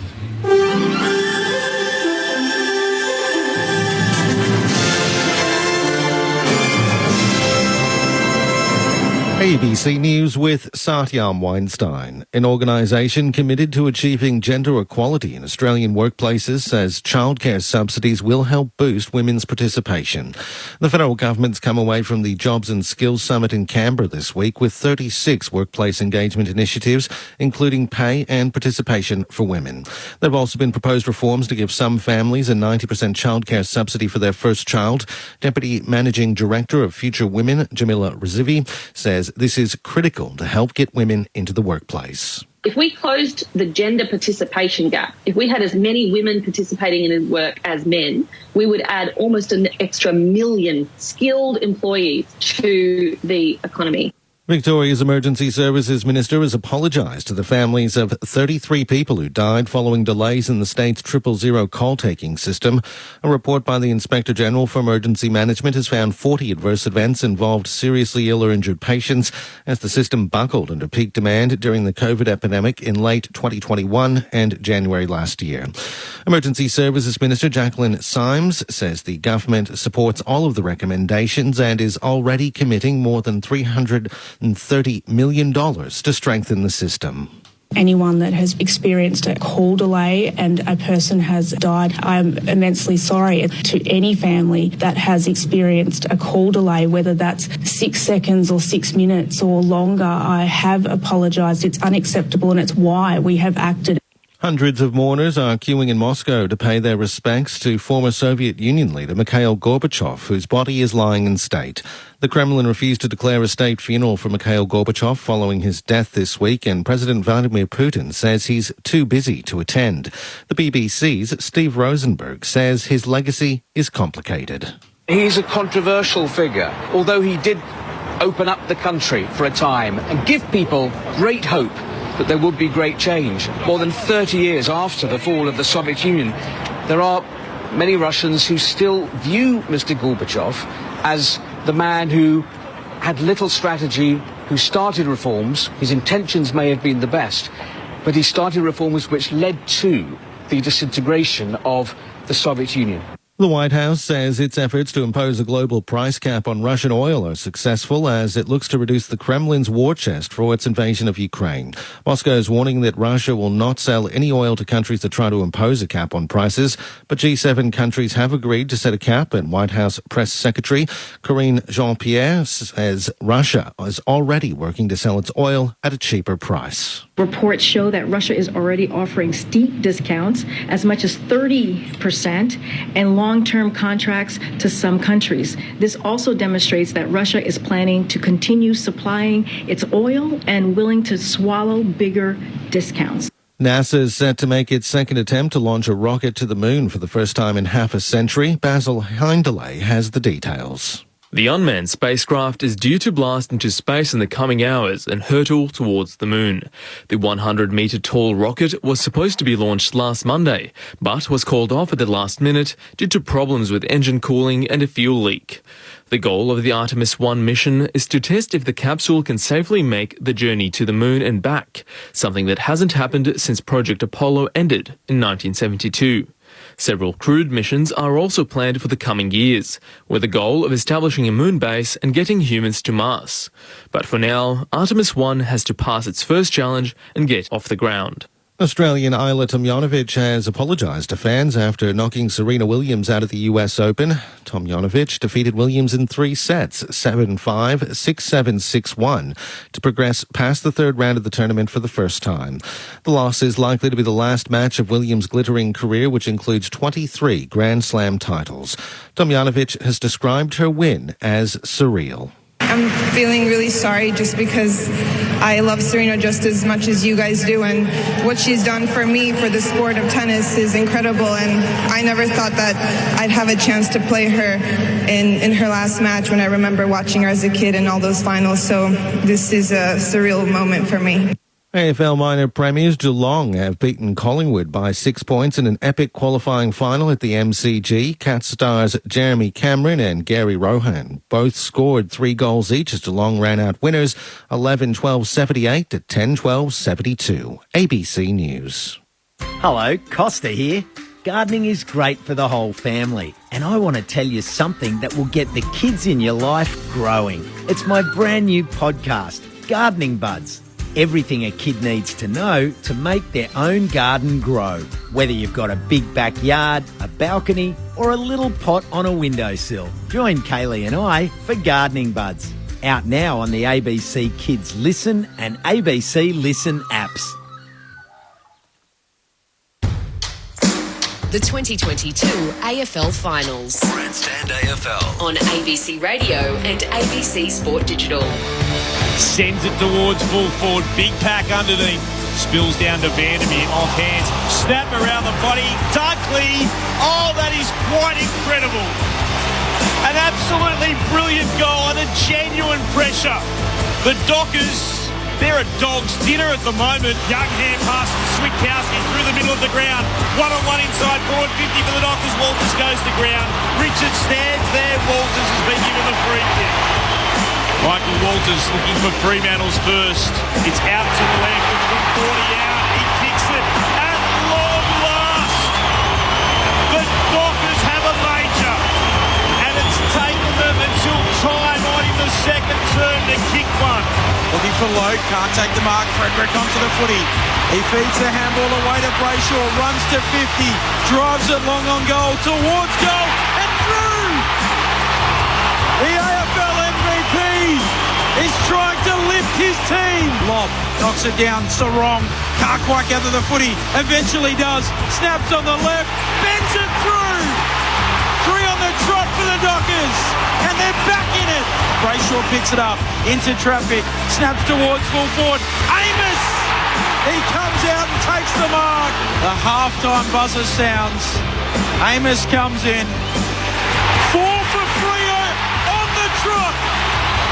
What a team lifter to take to the half. The 2022 AFL Finals. On ABC Radio and ABC Sport Digital. Good to have you back with us at Perth Stadium. Second half about to get underway. It's the Bulldogs who lead 6-6-42 to the Dockers 4-3-27. but it's Fremantle who have kicked the 4 goals going in to the major break. The numbers which tell us a little bit more in front of Ben Cameron. Ben, what do they tell us?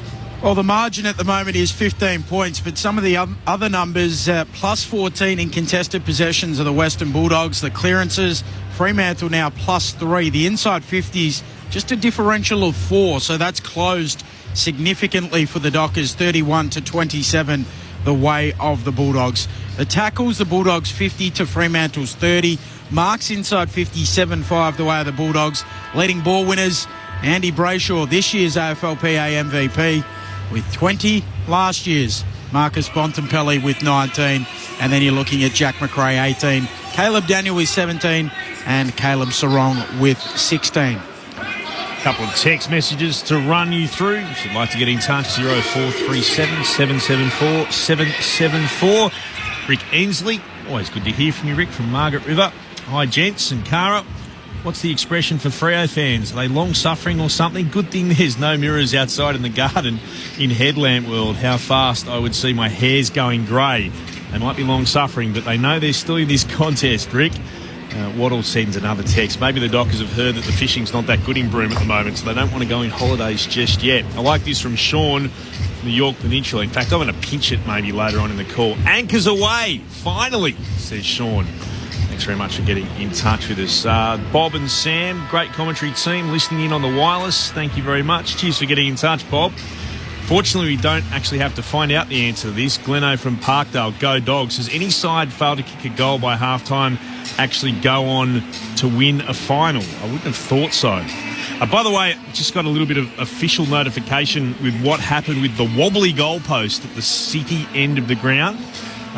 Did see them doing some work on it. No issues really so far, to be fair. It's all nice and fine. But what's happened, they had to cut the turf away from the post, and the bolts were tightened at the very bottom of the goalpost where it's connected into the ground, and then they replaced the turf. We haven't seen any issues with it so far, but there was a bit of concern beforehand, about 40 minutes out from the start of the game. You see lots of things in footy. That will go down as another one of those points that I've never seen happen before at an AFL level where they've had to actually fix a wobbly goalpost before the start of the game. Bizarre. Very bizarre. How does that even happen, though? It's a very good question, Cara. And that I don't have the answer to you. Second half about to start on Grandstand AFL. Here's Ben Cameron. The Dogs lead by 15. Tim English and Sean Darcy. Darcy wins the tap down, going after it. McRae leaves it behind. Mundy over the top of him. Sarong comes away with the footy. Dragged down in a Bontempelli tackle. Handball away to Darcy. Gets it off to Sarong. Run down. Caught by Dunkley holding the ball. Right as he was about to send Fremantle inside 50. So Dunkley with the kick. In the bullseye of Perth Stadium. Sends it inside attacking 50. Cox is there, drops the mark. Waitman Rose off to Johannesson on the boot. Puts it through. His second. And the Dogs with a fast start. The Western Bulldogs inside the opening 50 seconds of the second half. They lead 7-6-48. Fremantle 4-3-27. It's back to 21 points. A bit of miscommunication there from the Fremantle defenders, both just going up. They did a really good job of getting to the drop of the ball, but Johannesson super fast hand to foot, wasn't it? It was a lightning snap, and just the start the Western Bulldogs would have wanted. Good work from Dunkley as well, coming off the back of the square and getting that holding the ball tackle. Young just too slow, wasn't he? Yeah. Hold a foot. Just waiting for an option instead of gaining that territory. He's been big for them, Dunkley, at times tonight. That goal he kicked was terrific. That tackle, very influential. And he restart. It's one down by Sean Darcy of the Dockers. Ball spills around. Met by Hunter. Tackled immediately. Darcy got him, and Aish coming the other way. Ball up just on the outer edge of the centre circles. English with a more telling tap. Won it down. Taken without it. Dunkley. Ball spilled there for Aish. He got tackled. That'll be holding the ball. Incorrect disposal. Take your pick. It's going to be a free kick again. Once more, Dunkley, the player involved in the tackle, that'll get the Dogs a chance to send it inside attacking 50. Instead, he moves it out towards McRae, who can't mark against Brayshaw. Oh, it's been paid. Players' backs to us. didn't seem to have enough purchase on it. No replay to help either. McRae, though, does have the football. Sends it towards right half forward. Hunter can't mark. Able to gather Walters. Hand pass to Aish. Straight to Chapman. Breaks the Dunkley tackle. Hand pass to Clark. Chapman runs back inside defensive 50. Ryan breaks a Waitman tackle. Hand pass to centre half back to Brayshaw.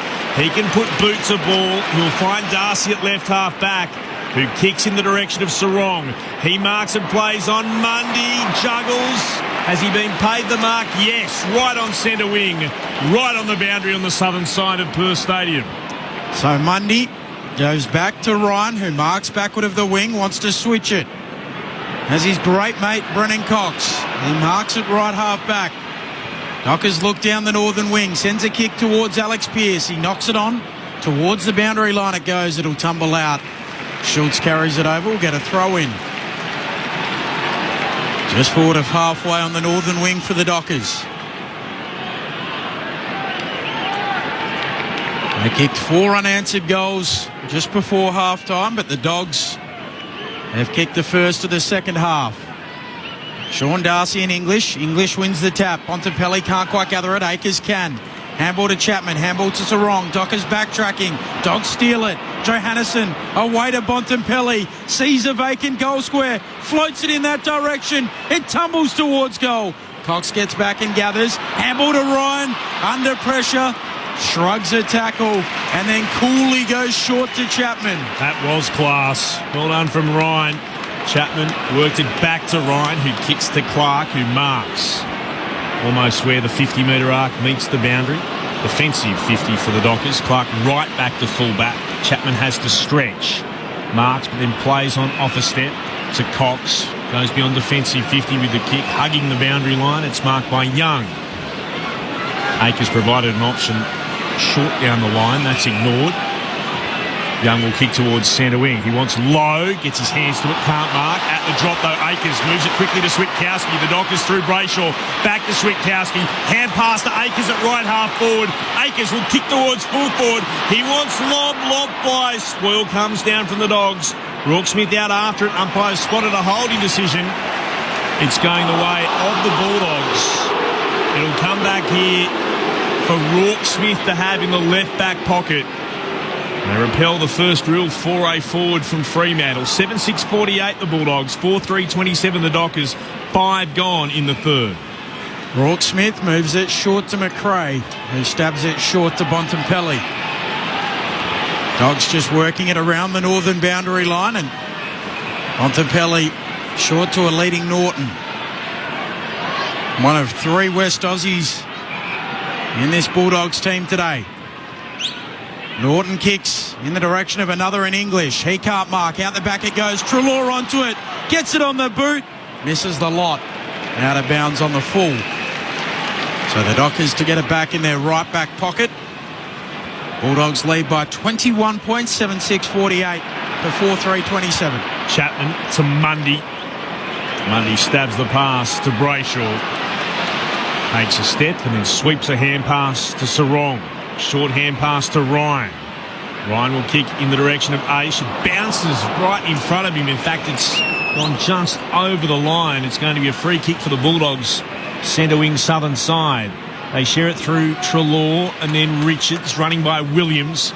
Kicks the Bulldogs inside forward 50. Wants Ugle-Hagan. Cox is able to bring it to ground. Bounces in the direction of Dunkley. Wrapped up by Young. Right in front of goal. 40 metres out. Bulldogs kicking to the left of our broadcast position in this, the third term. Darcy won it down for the Dockers, but it went out to McRae. Hand pass, releases Hunter, who kicks on goal, but he's missed as well. Out to the right-hand side, a minor score. Bulldogs 7-7-49, the Dockers 4-3-27. 7 gone in the third term. Grandstand AFL from Perth Stadium. Clint Wilton alongside this man, Ben Cameron. Luke Ryan sending it towards Brennan Cox, who plucks it out of the air. Takes a nice contested mark.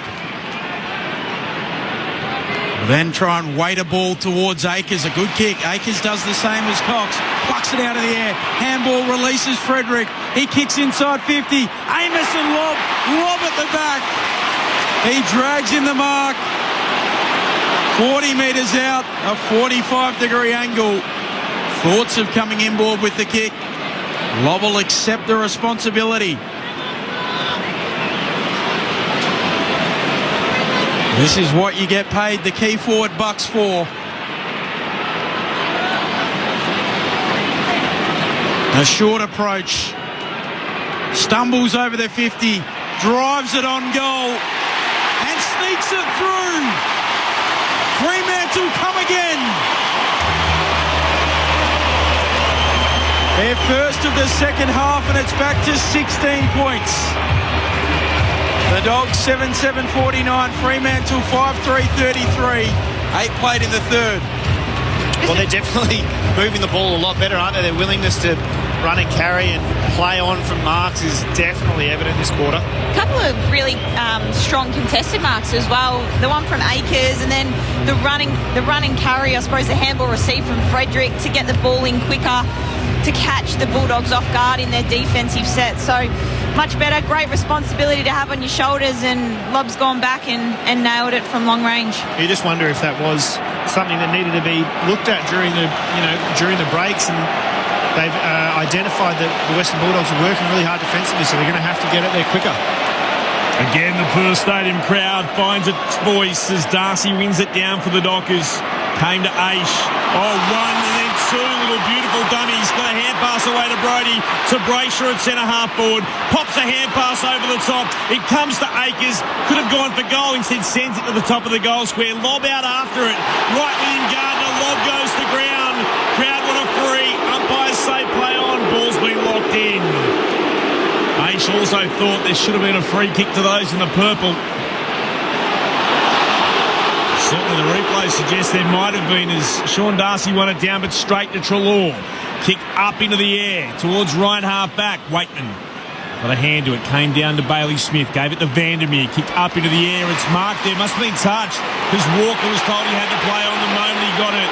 And he's tackled over the line by Bailey Smith. At right half back for the Western Bulldogs, the ball will be put back into play. 7-7-49 the Bulldogs, 5-3-33 the Dockers as we approach the 10-minute mark of the third term. Lob and English. English decisively down into the path of Bailey Smith, who gathers on the run. Kicks long towards half-forward. Cox is there for the Dockers. Outpoints Sam Darcy, takes the defensive mark. Bulldogs lead by 16. They led by as many as 41. Cox kicks to the wing, lob marks, releases Aish with the handball. Handball to Walters. Fremantle at half forward. Walters stops, props. Kicks towards Brayshaw. Gathers in one hand. Kicks long towards full forward. Logue runs under the footy. There is Bailey Williams. Gets it on the boot. His quick kick lands fortuitously into the lap of Ed Richards, who plays on. He's in a bit of trouble, just gets around Walters. Handball a turnover. Brody kicks the Dockers back inside 50. Trying to mark Darcy. He can't. He goes again at ground level. They want a free kick for Walters. Nothing forthcoming. The Dogs are able to work it out. Richards kick smothered though. Aish flicks it down. Low goes. He can't quite get out a handball. And it'll be held in and a ball up. Left forward pocket for the Dockers. They're pressing the purple. What do their forwards have to do to get a free kick at the moment? A few interesting decisions not given. English wins it down through the hands of Williams to Treloar. Kick beyond defensive 50. Waitman, good mark. Under pressure from Walker. Waitman for the Bulldogs. Kicks to Vandermeer, who juggles it and drops it and spills it over the line. It's going to be a throw in at left half forward for Fremantle. A couple of big moments from Sonny Walters down in their forward 50. Just increasing the pressure, really important. Smother on Richards was tremendous. Ball spun back into play. Lob palms it down in the ruck to O'Driscoll. Tackled but got a hand pass out to Brody. Kicks inside forward 50, diving forward. Darcy couldn't mark. Scooping onto it. Walters! Walters! He kicks Fremantle's sixth and his second. They're right in this game. The stadium bursts to life in the West. The Bulldogs lead that was at one stage 41 points is back to just 10. 7-7-49. That's the Bulldogs. The Dockers now 6-3, 39, 12 gone in the third. What a game we've got in our hands in the elimination final on Saturday night at Perth Stadium. Well, I called it before. Michael Walters has been massive already.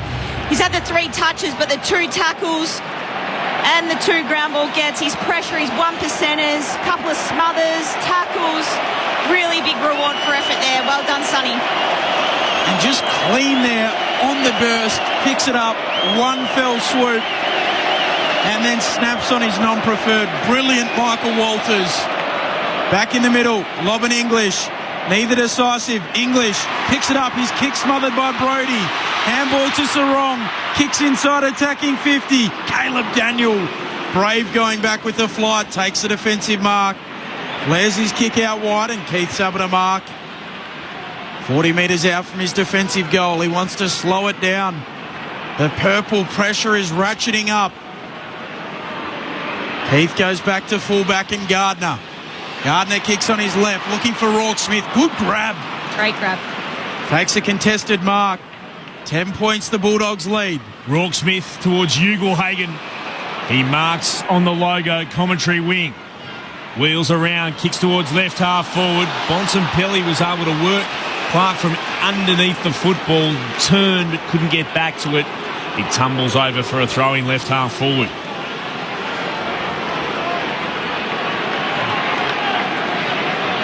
Big crowd in tonight, 55,000 plus. The weather has stayed kind despite rain earlier today in the west. As Lob palms it down two-handed straight to Bontempelli though. Lob tackles him. Came to Brody, couldn't gather. Treloar, a hurried kick to Ugelhagen. Solid tackle from Ryan. Ryan then gathers and he's taken to ground. McLean's got him. Just the sort of finals footy you love to watch. It is do or die as the ball's thrown aloft again inside the Bulldogs forward 50. English down for Bontempelli. Handball out towards Hunter. A couple of fumbles. All of a sudden it's the Dogs who are looking fumbly. Nothing was going Fremantle's way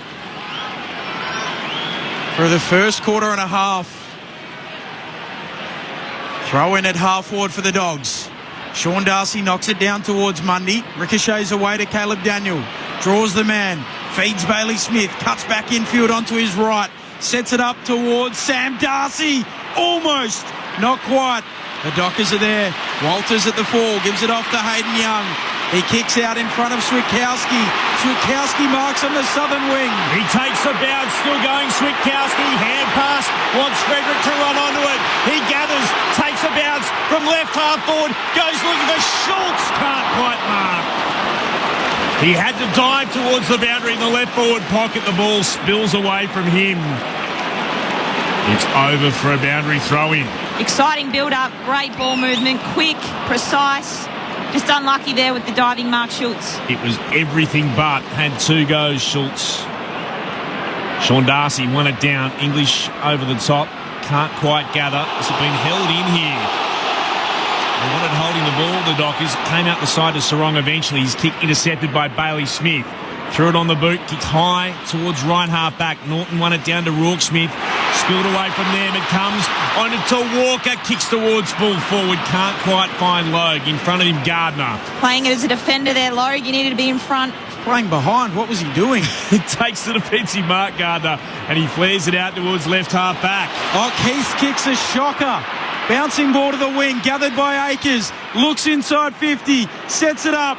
No one there for the Dockers. The Dogs, they spoil each other. Mundy fights after it. Picking it up, English. Handball away to Daniel. Bailey Dale takes them on. Runs his measure. Peels off a kick looking for Hunter. Just over his head. He gets a hand to it. Bounces back up. Gives it off to Keith, who runs straight into Clark. Holding the ball. The Dockers take it on. Akers away to Switkowski. Waits his kick to Lob. Lob takes the mark, 45 out, 45-degree angle. Almost the same spot he just goaled from. They're the little moments. Jordan Clark, fantastic tackle, but again, the quick ball movement off a turnover to set up Lob. No hesitation, was there? No. not even a thought about going back behind A the clear mark. message.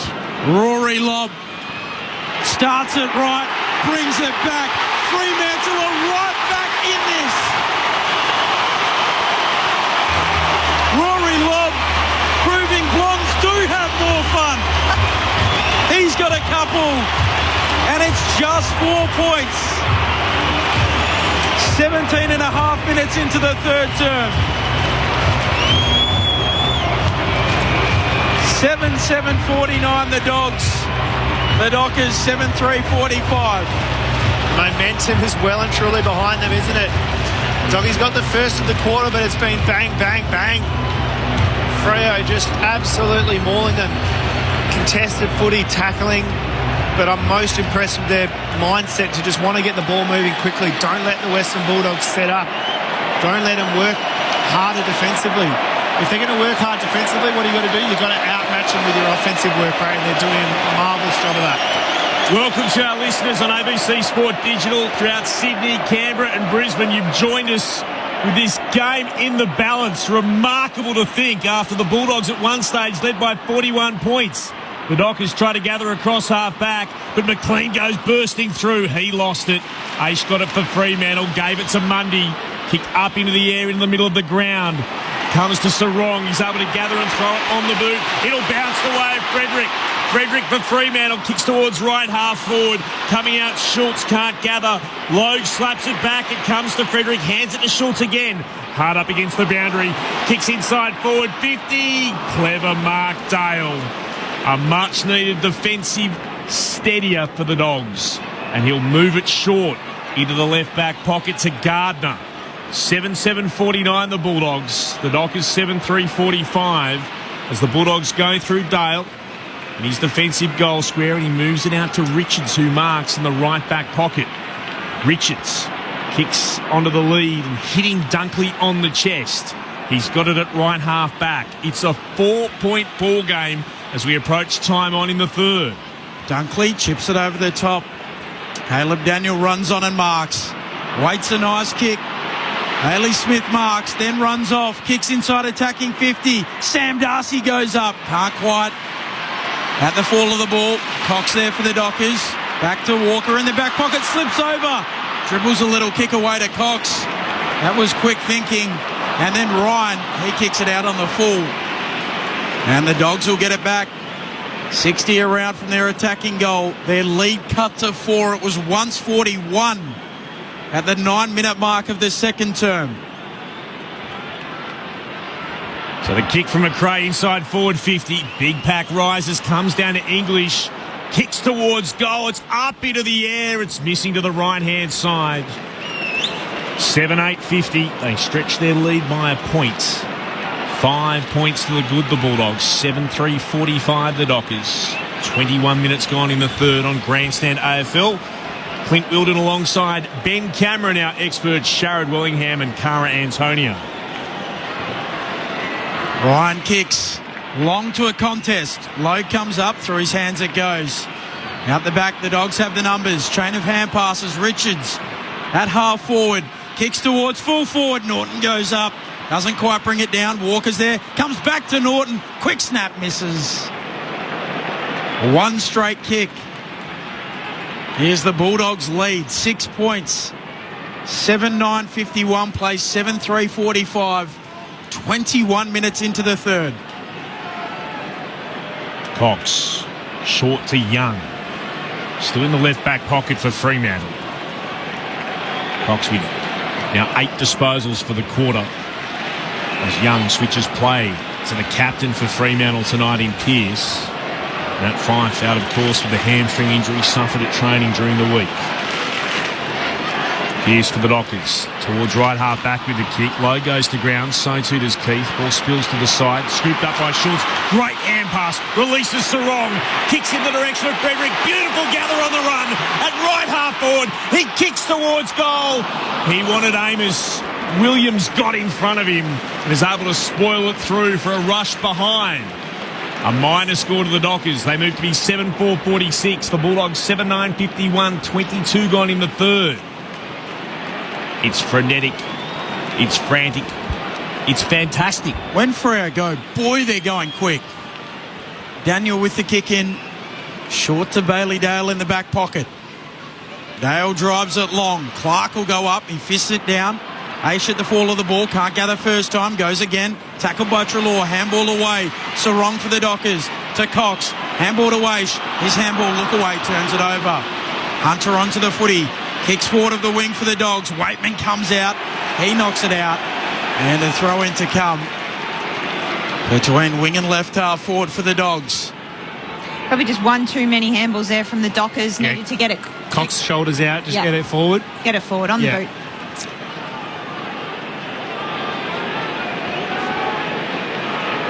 Umpire spins it back in. Darcy punches it forward for Freo. Bailey Smith onto the footy, loses it in the Brayshaw tackle. Brayshaw picks it up, handball away to Brodie. Zane Cordy puts a saddle on him and will get a ball up alongside the logo Northern Wing. Dogs lead by 5. On down by Cordy. Quick to it first, though. Quick to react was Sarong, who then kicks quickly towards right half forward. Was Amos nudged in the back? No. Switkowski going through was held without it, surely. Umpires say play on. Brayshaw kicks inside forward 50. Allowed to bounce back there. Doing well, Gardner was calm. Gave it to Dale. Kicked up into the air towards Cordy at left half back. Cordy couldn't mark but was able to gather again. Gave it back to Keith. Heads to the logo with a kick on the commentary wing, but Clark marks. Outpoints Vandermeer. 24 minutes gone in the third. Can the Dockers get a go-ahead goal? Clark into the right forward pocket. Frederick flew. That would have been remarkable. Spills down to Darcy. Throws it on the boot. Amos at full forward. Controls it. Looks to wheel around. Doesn't shoot on goal. Sends it back towards the corridor. There's only Dogs there, really. Williams can gather, and he gets a kick away towards Rourke Smith, who marks at the top of his defensive 50, and he'll flare it out to McRae, who's got it at left half back. Now a chance for the Dogs. Down the Northern Wing. Hunter marks. Releases the run of Treloar. Takes a bounce. Takes on Aish. Kicks inside 50. Kick's not a great one. And the Dockers are there through Ryan. He marks defensively. Moves it on to Chapman, and the Dockers go again. This has been their MO since they've turned it round. Walker to a leading Amos. 80 out. He moves it to half forward. Mark taken by Akers. Wheels and kicks long towards lob. Darcy's down there too. No mark taken. Keith at the back. Mops up for the Dogs. Kick short. Hunter should be able to gather. Awkward bounce for him, though, and it's met by Sarong. Hunter tackles him, no prior ball up. Not sure about Amos before. Reckon did the unselfish thing and went to the corridor. Thought he might have had a snap. Would have put Fremantle in front if he'd kicked truly. Throwing up. Going up. Cordy won it down. Got it back to Hunter. Gave it to Cordy, who kicks out of bounds on the full. Young to take the free kick at right half forward. In fact, it won't be Young. It'll be Brodie, the player closest to it. Brodie for the Dockers. Looks to put it into the right forward pocket, and he spots Aish. Pinpoint accuracy. Aish, if he wants, can have a shot at goal. He'll start from beyond the boundary. He'll kick from 48 out. I know he's been delisted by Carlton now, but it's still forever be the Jack Nunes pocket. It's about where his approach will start from. Aish sends it towards goal. It's offline and slapped through by Cordy for a minor score. A rush behind sees the Dockers move to be 7-5-47. The Bulldogs are 7-9-51. 26 gone in the third in what is a brilliant comeback by the Dockers and a terrific game of footy on Grandstand AFL. Caleb Daniel runs a fair way, takes a bounce, kicks towards the wing. Hunter, nice mark. Has it just backward of the wing for the Dogs. They lead by 4. Hunter kicks forward of the wing towards Ugle-Hagan. Fisting it down Clark. McLean jams it on the left boot in front. Johannesson can't quite mark. Chapman's at the back. He goes in. Rourke Smith beats him to it. Slaps it out. Players going everywhere. McRae a handball away. The Dockers set upon Bond. He manages to get a handball out to McLean. Goes back to Ugle-Hagan.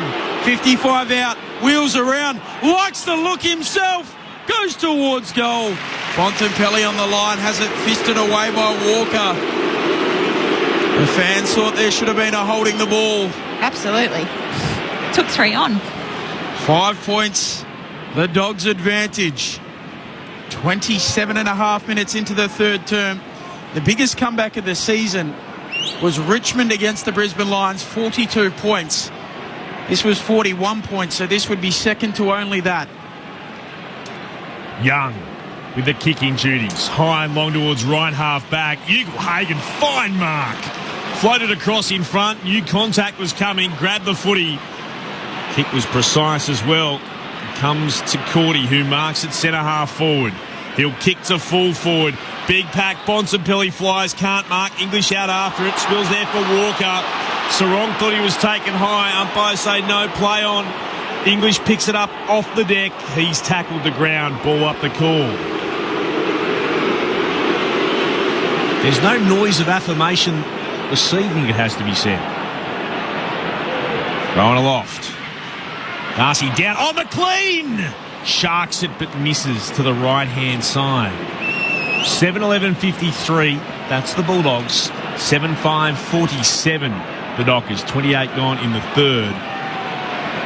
Bit of trouble downstairs for Keith. He's on the bench and getting treatment. Cox with the kick in towards Lobb or Amos. Both go up. Sam Darcy there too. He can't quite drag it down. The Dogs win it back. Bontempelli, 20-metre handball to McRae. Sets it up towards full forward on the left. Coming out, Ugle-Hagan. Mark not paid. Gives it off. Vandermeer. His handball knocked down. He goes again. Handball away towards Schultz for the Dockers though. Brayshaw goes in, so too Brody.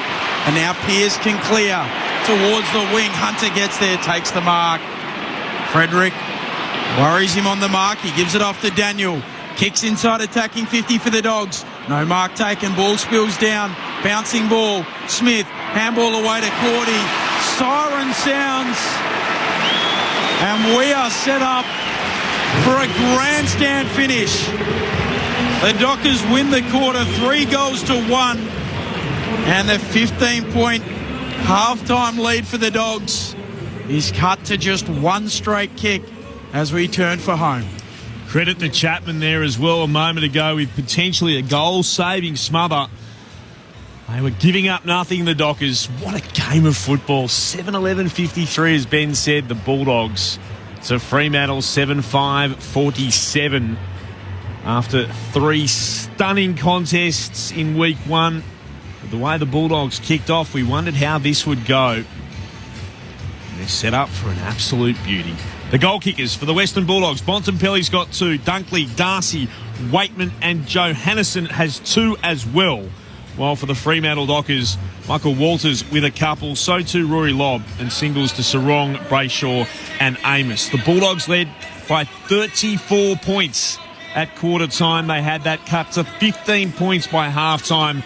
With 1 quarter to go, the Bulldogs lead by 6. Wherever you're listening on ABC Radio, ABC News Radio and ABC Sport Digital, this is Grandstand AFL. Know the story with ABC News Digital.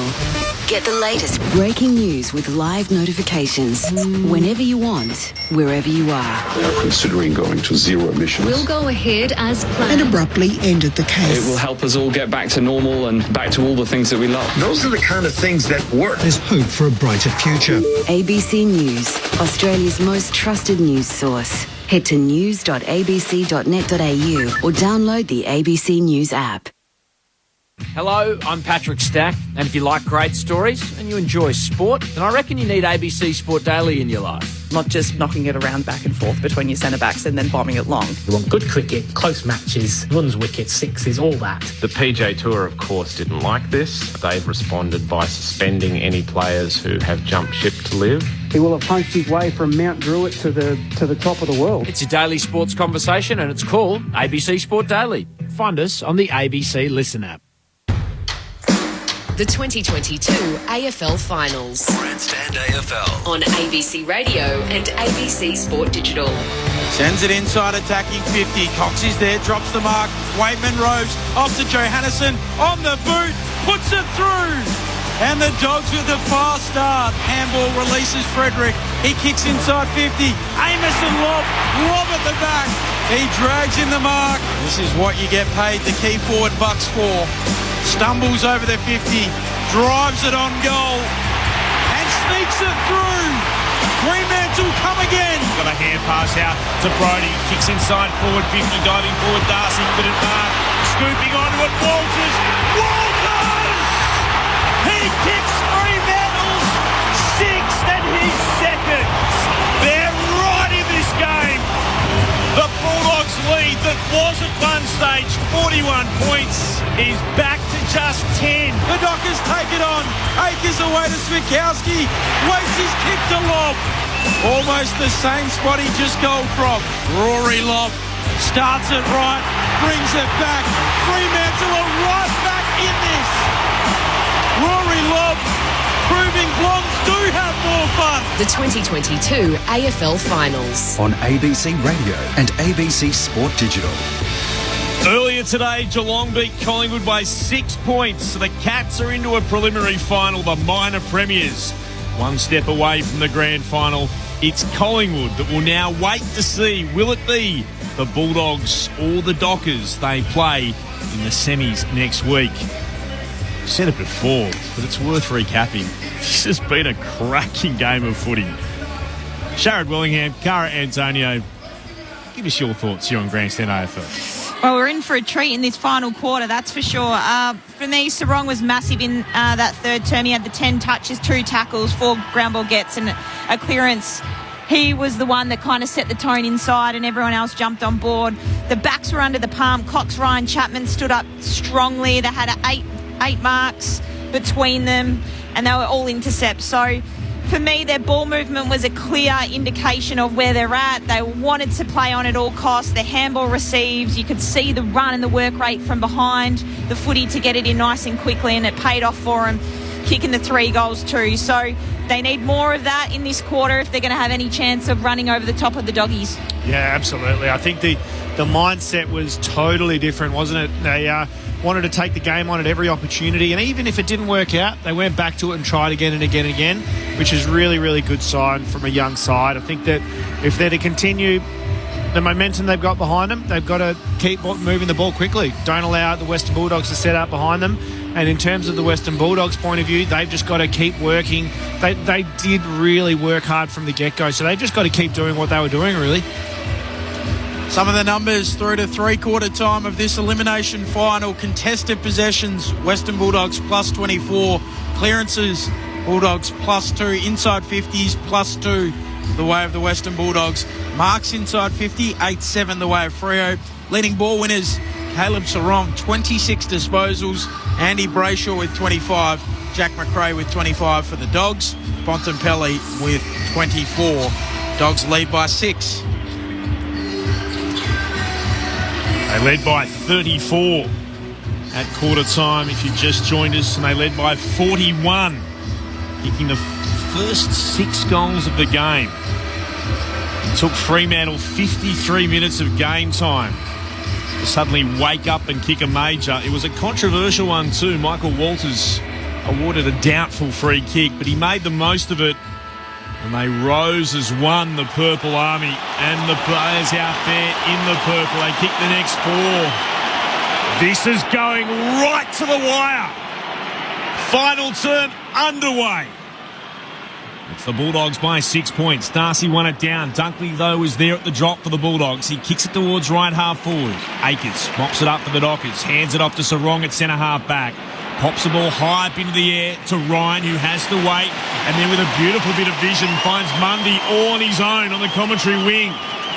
Massive cheer from the Fremantle fans. David Mundy knows Fremantle lose tonight. His career comes to an end. He'll kick towards left half forward. They fly from everywhere. English went up, couldn't quite mark it. Dale tackled by Schultz. Wrapped up spectacularly, and that's holding the ball. Suppose he did have an arm free and he did try to take him on. Free kick there for Schultz for the Dockers. He's at left half forward. He kicks to the hot spot. They come from everywhere. Walters flew early, couldn't mark. It hits the deck. Trying to gather it Brayshaw ran over the top. Treloar could gather for the Dogs. To Bontempelli. Goes on a run and then kicks into the corridor and marking there Johannesson. Gives off the handball to Vandermeer. Run down by Akers. Umpire lets them go. Ryan's there to pick it up. Handball away to Young for the Dockers. Does a U-turn. Comes back the broadcast side of the ground. Northern wing. Mark taken by Akers. The Western Bulldogs this year haven't blown a three-quarter time lead. Perfect 10 from 10 when leading at the final change.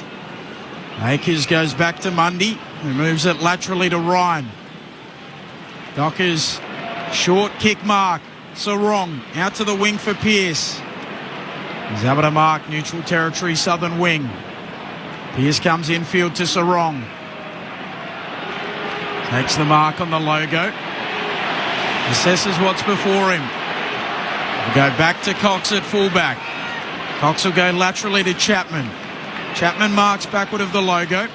Now feeds the handball to Ryan. Ryan will try and pinpoint a kick for Schultz and just finds him just in the field of play between wing and left half forward.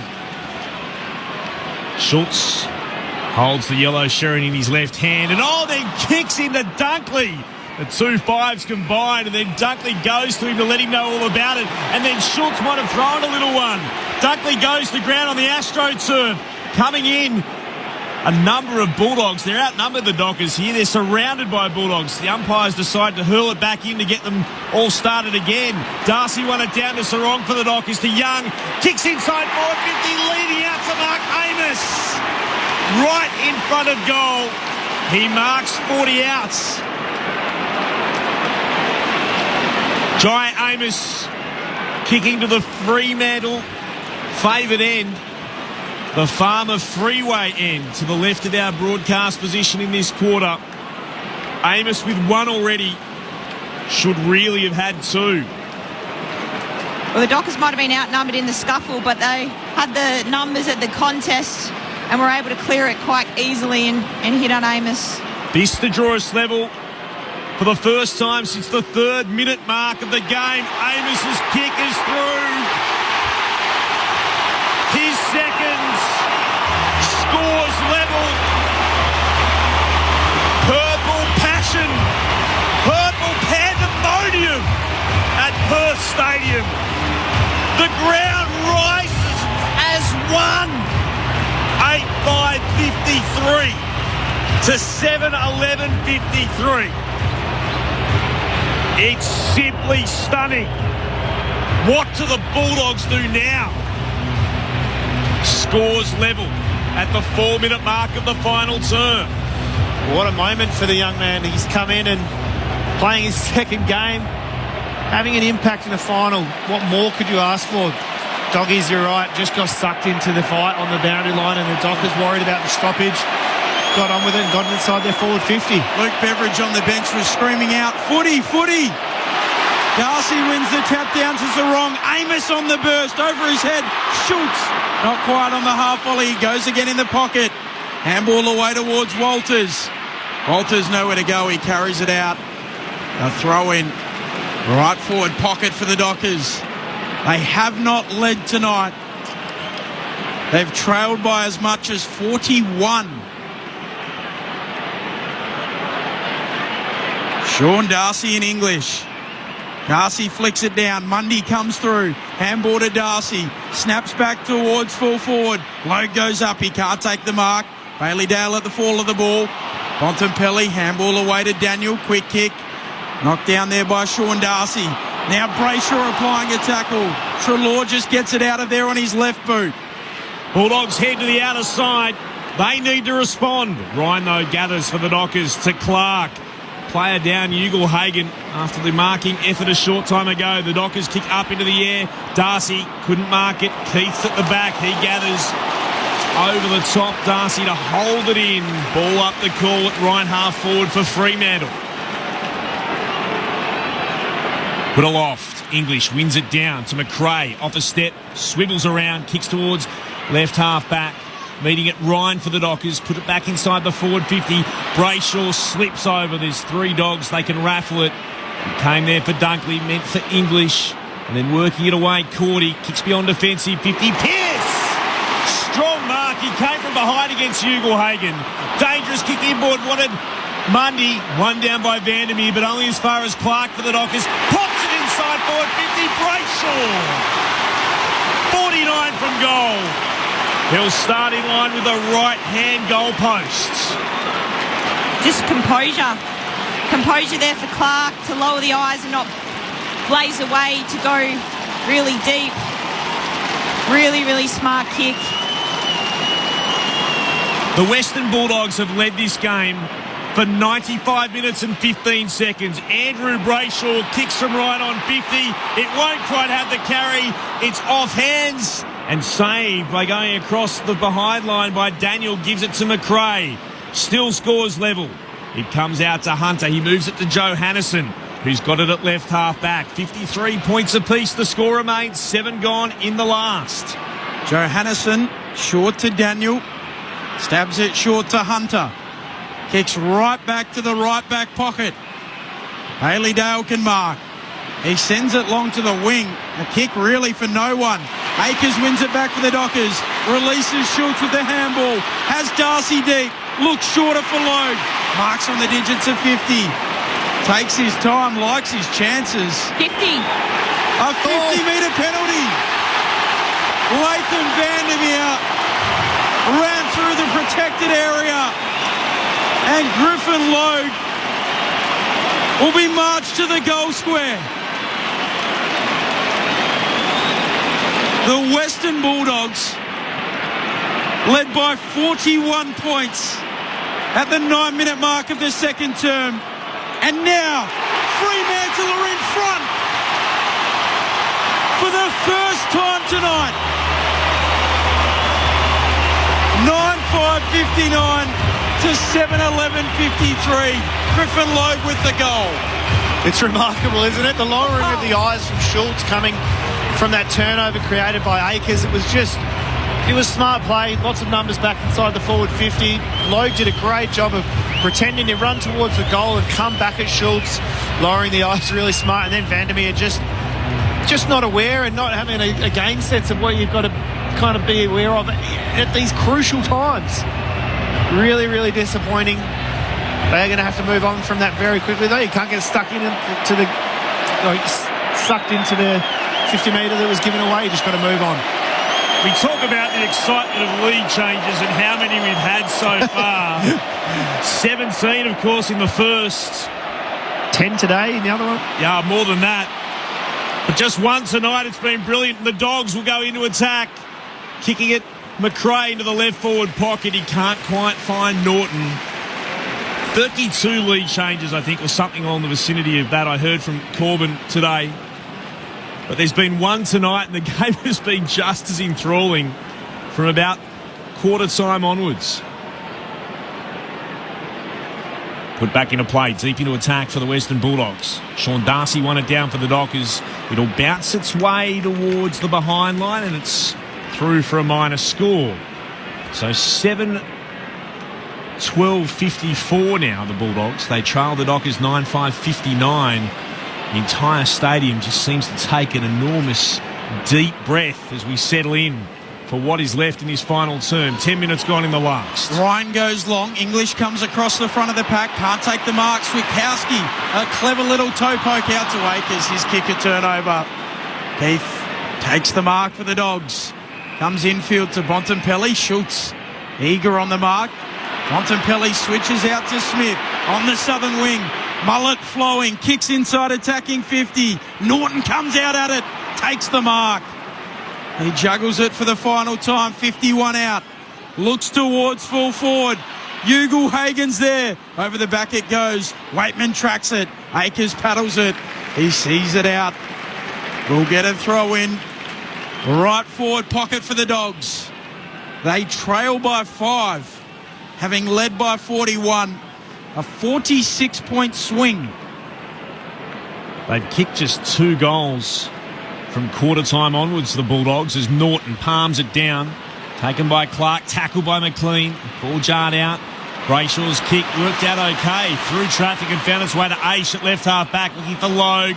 couldn't quite drag it in with the right hand. It's over for a throw-in just forward of left half back for the Dockers. It will be one of the all-time great comebacks if Fremantle are to prevail. One down by English for the Bulldogs. Bailey Smith looked to try to tap it backwards for Dunkley, who's under pressure from Will Brodie, and it's over for another throw-in. Corbin now says there's been 33 lead changes, so I was right. It was 32 earlier today. Or more correctly, Corbin was right because I was listening to him on the Collingwood-Geelong game. From a restart, Montempelli looked to take it away. It bounced back in the direction of English to Dunkley, kicked inside, forward 50. No mark taken here. Ugelhagen tracks it, so too does Clark. Took on the tackler of Bontempelli, but got a hand pass out to Brodie. Gave it to Mundy. Thumps a kick towards centre-half forward. It's a 2-on-2 battle. Gardner has the turn. He goes to ground low, tries to mop it up. Richards picks it up for the Bulldogs. Tracks back. Gardner with a heavy bump on Logue. It was okay. Richards forced to take a bounce, almost run down, and then he kicks straight to Walters. And Michael Walters kicks his third. It's a terrible mistake. Richards run down by Frederick. Kicked it straight to the most deadly of Frio's forwards. 10-5-65 to 7-12-54. Fremantle in front, 13 minutes into the last. And Keith and Frederick have a bit to say to each other. That's continued on for a little bit. They've broken up. Walters has got 3. I see it, but I almost don't believe it. What about the rundown from Frederick? It was amazing, wasn't it? Just never say die attitude. Pressures the kick, causes the turnover. He's lightning fast. And teammates appreciate that so much. Walters gets the stat. But the adoration of your teammates is what you want. You can have an impact when you don't have the ball. Sam Darcy in the ruck for the Dogs, but Sarong, handball to Mundy. His kick, a turnover. Caleb Daniel marks defensively for the Dogs. Daniel kicks towards the wing. Sam Darcy leads out there and marks. This young star who supposedly has grown 5 centimetres this year. Kicks long towards the wing. No mark taken at the fall of the ball. There's a whistle, in fact. It's going to come back. Toby McLean will have the free kick. So McLean goes really short to McRae, not the required distance. McRae goes long. Norton! What a mark. What a grab. In fact, Rourke Smith coming in from the side. I saw a shock of blonde hair, but it was Rourke Smith over the top of the pack and dragging down a fantastic contested mark. Great grab. That is a really, it is a lot like the way Norton throws himself at a contest, isn't it? Just straight at the ball at the highest point. No regard for his body and the people around him. Going to be a big moment for Rourke Smith on his left boot. He comes in, stabs it through. The Dogs are alive. It's back to 5 points. Fremantle 10-5-65. The Dogs 8-12-60. Quarter hour mark of the 4th term. Well, they needed something, the Doggies, didn't they? Because Fremantle were running away with the game. They had momentum. And just an individual effort from Rourke Smith to throw himself in the air. Really nice grab, but more importantly, goes back and hits the scoreboard. Yeah, that's the important bit, isn't it? Making the most of those opportunities when you take them. You're exactly right, though, Benny. It did look a lot like a Norton mark, I thought it was didn't it? Norton as well. Doesn't make me feel any better, but I appreciate it, guys. Really strong mark. You crafted it beautifully, Benny. Don't worry about it. Back in the middle of the ground. It's going to be bounced. Beautiful as well. Tapped down by Darcy of the Dogs against Lobb, but he couldn't gather it. Taking it Sarong, gave it back to Lobb. He'll thump it deep towards full forward. Gardner got a spoil on it. Socket forward by Walters. He misses to the left-hand side. A minor score. Should be playing for Everton with misses like that. 16 minutes gone in the final term. 10-6-66 the Dockers, 8-12-60 the Bulldogs. Daniel goes to the back pocket. Ed Richards kicks long to the wing. Two players go to ground. No free kick. McRae slaps it out. Treloar, handball for Dunkley. Back to Treloar. Treloar kicks forward of the wing. Johannesson can't quite mark. There's a free kick. It'll go to Johannesson. Alongside the logo.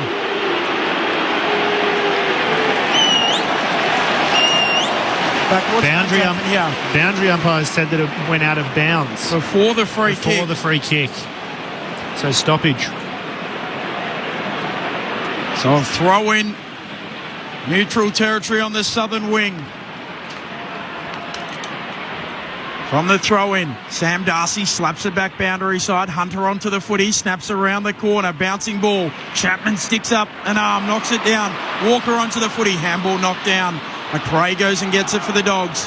Handball back to Hunter, kick around the corner, a turnover. Mark taken there by O'Driscoll. Dockers lead by a kick. O'Driscoll kicks up into the air. Switkowski rises and marks. He'll play on, putting it out towards Loeb. Marking 55 from goal, hard up against the boundary. It's a one-goal game. Dockers in front. Loeb puts it into the right forward pocket. Going up was Bailey Smith. Richards tries to gather. Switkowski does. Was he taken high? Officials say no. Ball up the call. It's going to be an enormous cheer in a moment because they're about to announce that Fremantle are playing in front of their biggest home crowd ever. As Lobb wins it down over his shoulder, taken by Switkowski straight away. He's tackled. They're not far away from announcing what will be just I'd say the second biggest crowd in Fremantle's history behind the 2013 grand final as Darcy gathers the footy, sends it beyond defensive 50 for the Dogs, but it's Young who marks it right half forward for the Dockers. In attendance tonight, 58,982. Leading even their derbies against West Coast, home or away. Kicks inside forward 50. And Gardner's done well, getting a fist to the footy and thumping it over the boundary line for a throw-in. Deep in the right forward pocket for the Dockers. It's going to be put back into play. They lead by 6 points. 19 gone in the last. Umpire spins it back in. Lobb knocks it down in front. Players go in. Lobb stands over the footy. Still it's not coming out. It's held in by Dunkley. Will go again. Fremantle lead by 6 points. Umpire puts it skyward. No one able to gather it just yet. Dunkley does. Taken down in a tackle. Close to the boundary line. Switkowski is carried out but holding the ball. Holding the ball against Dunkley. And the free kick will go to the Prince of the Pockets. He hasn't kicked one in this pocket, has he? Nathan O'Driscoll.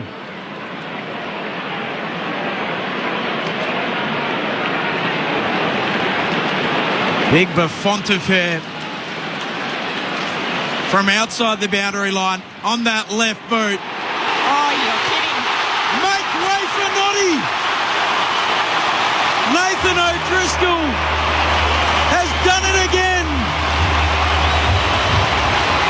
Fremantle lead by 2 goals. 11-6-72 to 8-12-60. He truly is the Prince of the Pockets. He is, isn't he? He loves the pockets. What a finish. Well, he can tip that pocket off as well. I think he's got one to go. He's got one in there, one in there. Yeah. One in the south-west corner. It's just the left forward pocket at the Farmer Freeway end to go. Yeah. Because he's done... But everyone else. But didn't he do it at Geelong as well? Yeah, he did. No, that's a remarkable finish. And he's up and about too. Tug on the jumper, bit of emotion. The roar is incredible. What can the Bulldogs do going to be the Dockers who get the clearance through Mundy. Kicks inside forward 50. Amos! Amos was marked. A bullet-like pass from David Mundy, who gets high fives from Sarong and Darcy for his troubles. And can Amos go back and kick what would be his third to give the Dockers a 3-goal lead? The hands to be able to hit that contest when he's running full tilt out in front of the eyes. That's exactly what you want from your leading full forward, isn't it? Or leading forward. Jai Amos. Amos is in. He kicks out to the right. It won't quite have the carry. Big pack underneath, off hands. Logue dives on top of the football. Hand pass back to Lobb. Gives it to Walters. His kick was smothered. Gardner got hands to it. It ricochets away and over the boundary line for a throw-in deep in the right forward pocket for Fremantle. Their lead is still 12 points. And remember, they trailed by 41 early in the second term. 22 minutes gone in the last on Grandstand AFL. Darcy works to the front, slaps it to the boundary, onto it, Frederick, jams it on the boot, floats it across the face of goal, into the opposite pocket, out of the reach of a stretching Gardner. It lands on its point, tumbles out. Throw in left forward pocket. Could you imagine the crowd if that went in? 53-point turnaround. Incredible, isn't it? They trailed by 41 points, 9 minutes into the second. English with the tap. Down to Bailey Dale, to McLean, to McRae. Spiral mongrel punt out of the D50. And Chapman takes the mark, gives it off to Ryan. Ryan whacks the Dockers back long towards full forward. Over the top of them all it goes, it tumbles out. Throw in the right forward pocket. Here for the Fremantle Dockers, they lead by 2 goals. There's enough time for the Dogs, should they be able to muster up a couple of majors. We'll head downstairs when we can. Ball put back inside. The Dockers forward 50. English gets out to it. Got a tap down. McRae was able to knock it back to Bailey Smith for the Bulldogs. Kicks beyond defensive 50. Young, front of a pack. Won it down. Hunter slapped it away for the Dogs. It came to Walker at right half forward. His kick is out of bounds on the full. Let's head downstairs. Akash Potidar. The Western Bulldogs have made their sub. Jason Johansson has a left leg issue. He's moved to the back of the bench with the hoodie on, and Robbie McComb is about to come onto the ground. Ball on the outer side. It's there for Treloar for the Bulldogs. Back to McRae. Gave it to Bailey Smith. He'll kick long towards left half forward. Stretching, not able to mark, was Sam Darcy. He gathers it though. Swept the hand pass forward. Wanted McLean. Umpire spotted a free kick. Was there too off the ball. Took a while to be called. Waitman had tackled O'Driscoll without the football. It was about 2 hand passes afterwards before it was spotted, or before it was called. And the Dockers will have the free kick in the right back pocket. It went to Ryan, who goes beyond defensive 50 to Young, who steers it back inboard. Here you go, Freo again through Chapman. Chapman stabs it short, finds Walters on the logo. Time slipping through the hourglass for the Dogs. Out to Brayshaw, wide on the southern wing. He goes back to Chapman. Chapman happy to soak up some seconds and kick long to a contest. Up goes Lobb through his hands. Logue at the back, stands up in a tackle. Handball to Walters, Dockers at half forward. Aish back to Walters, fumbles it through his legs and out of play. A throw in at right half forward for Freo. 58,982 tonight's attendance. The biggest ever home crowd for the Dockers. Umpire spins it in. Darcy slaps it down. Comes back to Young. Young goes back to Darcy. Puts it on the left boot, inside 50. Back there, Bailey Dale marks. 30 out from his defensive goal for the Dogs. They trail by 2 goals. Can the Bulldogs bounce back late? The kicks to Gardner in the right back pocket. He'll send it beyond defensive 50. Leaping McLean. That's a fine mark under pressure. Running with the flight of the football. He's on one knee. He hands it to Daniel. Hand passes back to McLean. Heads in the direction of Ugle Hagen. Couldn't mark. Turns. Can't gather. Clark got there first. Ugle-Hagelin tackles him to ground. Ball up's the call, right half forward for the Dogs. 26 minutes gone. Freo by 12. Tap one down by Sean Darcy. McLean was there to slap it in the direction of Treloar. Kicks the Bulldogs towards right half forward. Young went, couldn't mark. Umpire spots a push though. It's a free kick going the way of the Dockers. Will come here eventually to Young. As the player infringed, he kicks across the face of goal, but there's never any stress as Cox marks at full back, and he'll move it back to Young by chipping up the corridor. Young goes short to Clark. The Dockers very happy to chip it around, take a bit of time off. Clark goes short, back to Hayden Young, pulls the trigger on his left leg, finds Chapman, he drops the mark under pressure from Richards. Free kick for chopping the arms. Chapman moves it on to Walters. Walters marks attacking point of the square, goes to Brodie, off a step, fires on goal for a cherry on top. He hits the post. Now the Dogs need 3 scores to win, a handy point. And maybe Will Brodie is making every post a winner in 2022. Very good, Ben. Dale, the kick-in duties, fires the pass, low, flat and hard into the right back pocket. Gets it to Cordy. Kicks down the commentary wing, and Young with the intercept mark. Bulldogs, as soon as they turn it over, have got to throw caution to the wind if they want to. They've got to have 3 scoring shots. 27 and a half minutes into the quarter. Young goes right back to centre half, back to Ryan, who kicks to the outer side. He wanted Aish Bontempelli. They need something from the captain now. He wins at the ground, gathers, fires a pass to Norton, marks and plays on. Here they go, the Bulldogs. Norton kicks long towards full forward. Dunkley couldn't mark, had 3 Dockers to beat. Ryan at the back's able to gather.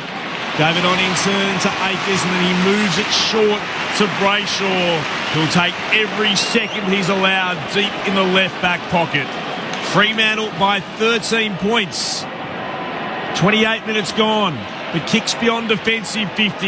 It's off the hands of Logue. It'll spill down and go over the line for a throw-in at left half back.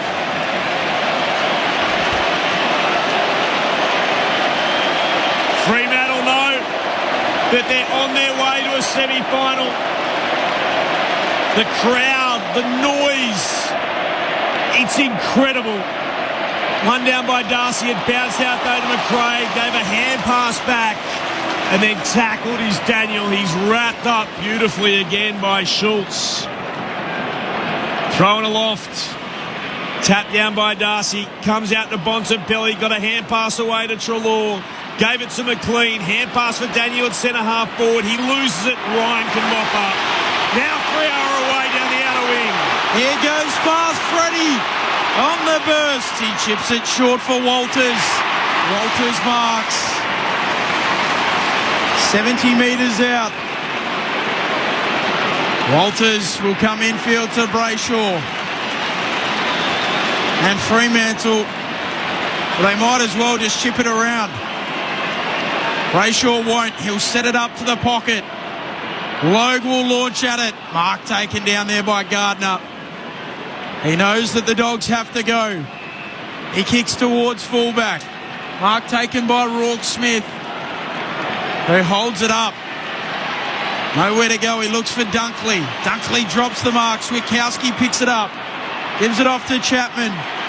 Now to Young. Squeezes a kick away. Bouncing ball. Gathered there by Darcy. Toby McLean able to get it off towards Treloar. Tries to break through. Brayshaw tackles him. Loose footy on the wing. Akers has it for the Dockers. He'll chip laterally. And Young will mark. In a do-or-die game, Freo never said it. A Freo fight back for the ages.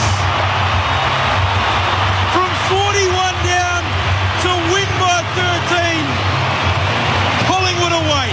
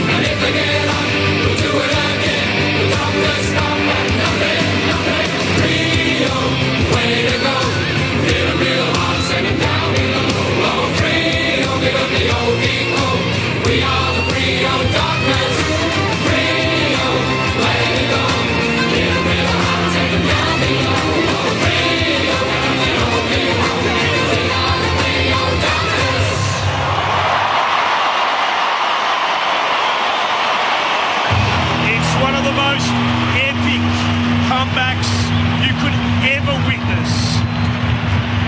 Fremantle go through to the semi-finals after kicking 11 goals to 3 after quarter time.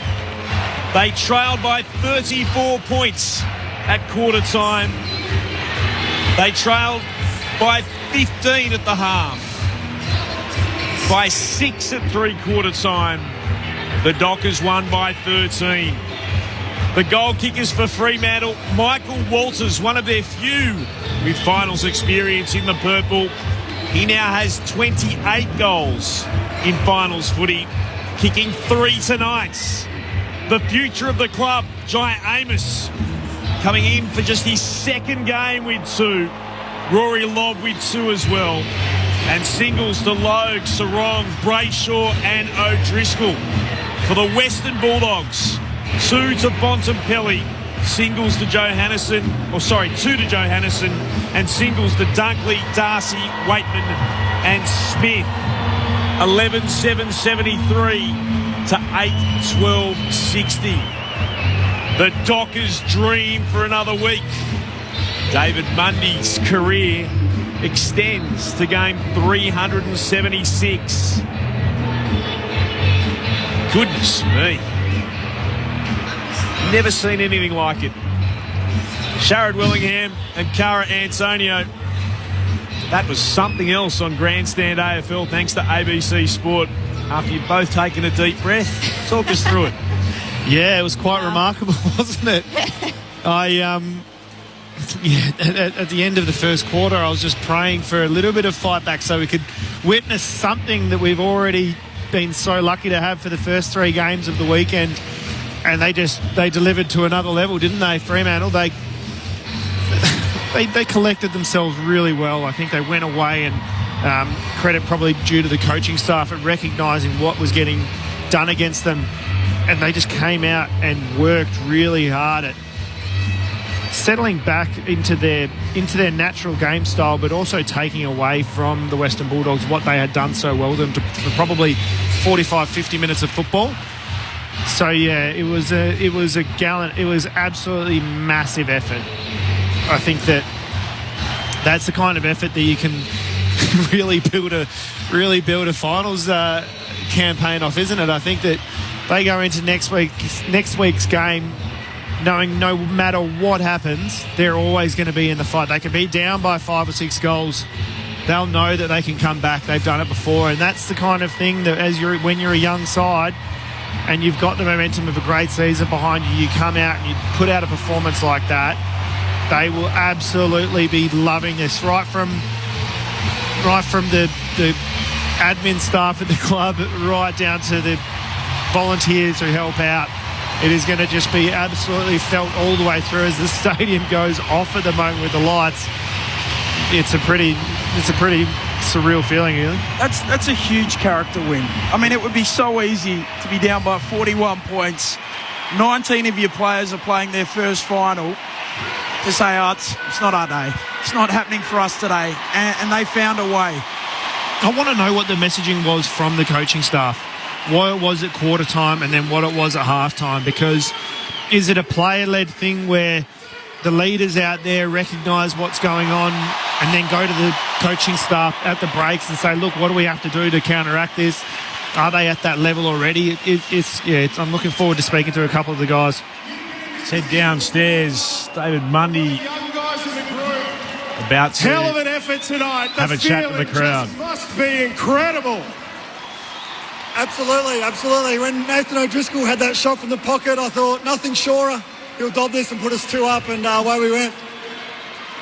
And Dave, dare I say it, and sadly in a way, you're last in front of the home crowd. How does it feel, man?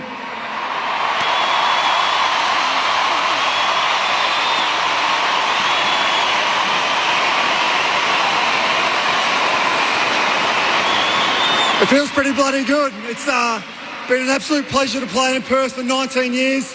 Hopefully we've got a few more games in Melbourne in front of us, but thank you very much. David Mundy, 3 more games, man! 3 more games! maybe not. Maybe so. Who could tell after a result like that? Hard to describe to the rest of the nation the love that is felt for David Mundy. He's one of the very few who wears the purple that has the utmost respect and love from even the West Coast Eagles supporters. What a performance that was from the Fremantle Dockers. Continue on, Sharrett. Carr, just wanted to bring that to you. It is a momentous occasion, his last game in front of these Fremantle fans who, as I mentioned before, a record crowd for the Dockers tonight, 58,982. Their second biggest crowd in their history, only bettered by the 100,000 plus that turned out for the game against Hawthorn in 2013, the grand final at the MCG. So a moment in history for the Fremantle Dockers, and they've won through to the second week of finals, where they'll take on Collingwood next week at the MCG. Yeah, well, you didn't really notice, or you couldn't really notice that there was many people in the crowd for the first quarter. They were pretty quiet. Pretty quiet, weren't they? But they played a pivotal role. I think we spoke about it in that second quarter. Couple of goals in a row, and then another one, and then one on the siren. It's like, especially in front of a home crowd, it's like an extra couple of players out there, and it gives you a little bit more, makes you stand a little bit taller. And wow, they made it hard for themselves, the Dockers, to concede the first 6 goals of the game, 5 in that first quarter. Could have got real ugly really quickly, but again, just individual efforts across the ground in that second quarter, and things went their way, and they were able to galvanise as a group and get back to win their winning method at the contest, their ball movement, their exciting ball movement, and then their defence was able to set up behind the ball, which made, I suppose, the ability for them to score a lot easier and a lot harder to defend from the Bulldogs. So, I mean, credit goes to the Bulldogs for starting really strongly, but to the Dockers to bounce back and show the maturity, the grit, to wheel their way back into the game and finish strongly.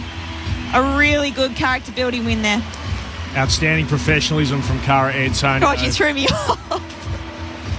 Everton have scored against Liverpool, and I just wanted to let Ben Cameron know. Let's go downstairs into the Dockers' rooms. Cash Fonadar waiting for them to go and sing the club song like they've really sung it before, Akash. Thanks, Clint. Yeah, they've just started coming into the rooms now. Lots of high fives and hugs from the coaching staff and the players who missed out or didn't play injured. And Matt Taberner's down here, Mitch Crowden, Darcy Tucker, they're all here sort of celebrating the guys. David Mundy led the team down, slowly gathering in a circle. There is no friends and family in the rooms today, but trust me, there is a lot of waiting media, and I'm sure we're about to hear a very, very rousing rendition of the Fremantle song as they slowly gather themselves into a circle, but a lot of big smiles. I think they're ready to go.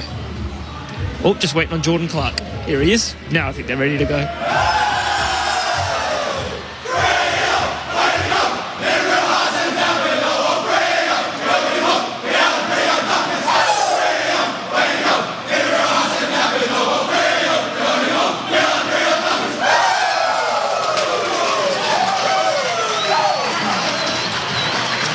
What a weekend it was. 4 finals, very different, but all absolutely compelling. Good stat from Sir Swamp Thing as well. 3/4 time margins this weekend. 5 points in the Lions and the Tigers, 12 points these Swans, 7 points between Geelong and Collingwood. It was a 6-point margin here between Fremantle and the Bulldogs. They're the 3/4 time margins, 30 points in total. The lowest for any 3/4 time margin as a collective in a 4-week finals round. The previous was 42 points back in 2013. All the discussion and all the arguments about the pre-finals bye, get a week like that again. It's a pretty good argument to continue on with it. And you would also make the point that, well, it's the preliminary finals that are most intriguing, of course, but Geelong, as the minor premier, did go through, And Sydney and Melbourne, well, depending on what had happened in the final game against St Kilda. They got the same number of wins, didn't they? It was just a percentage. That's right. So a team like Geelong, I think it really does benefit because they will have only played 2 games over 4 weeks, and those older bodies will maybe recover a little bit quicker. But for a side who wants to probably capitalise on momentum, it's a little bit of a, not a harder way to get there or a harder way to utilise that momentum, but it just can interrupt it, I suppose. If you're carrying injuries, it's amazing. Yeah, I think for a team like Freo, though, young, especially that, energy-building win, character-building win, taking that momentum into next week. I mean, the Geelong-Collingwood game was a ripper. They'd be battered, Collingwood, from that game today. So, God, it sets us up for a nice, exciting week next weekend, doesn't it? Finals footy. It's the second biggest deficit that Fremantle have had at quarter time and been able to come back from. And their biggest in a game here in WA, which gives you some sort of indication of what a performance it is, particularly in what is a cutthroat final. And no numbers will tell the entirety of the story. And, it just felt like it was done.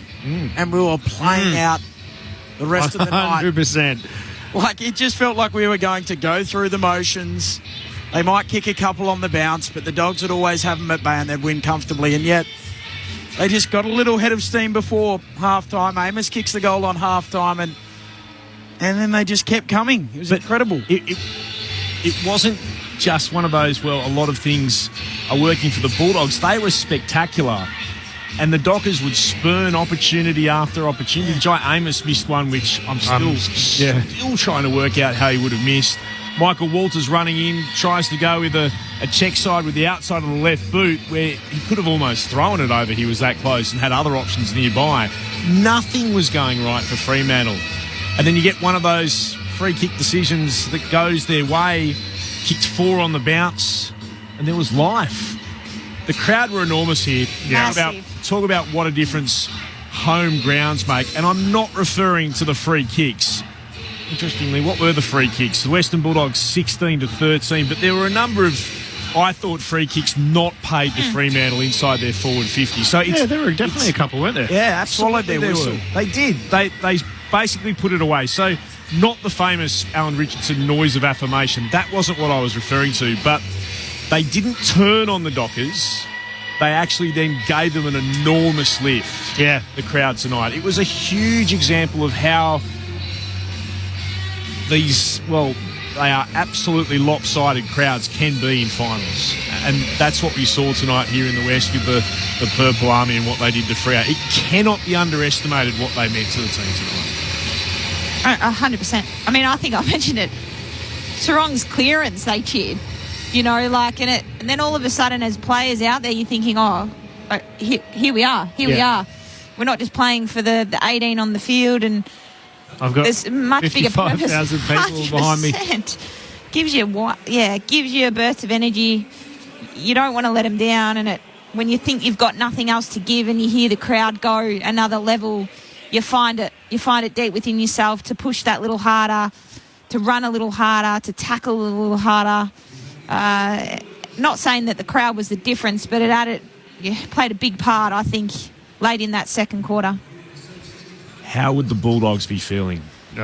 Marcus Bontempelli, I still thought was incredible. He had an outstanding performance. In fact, what were his stats?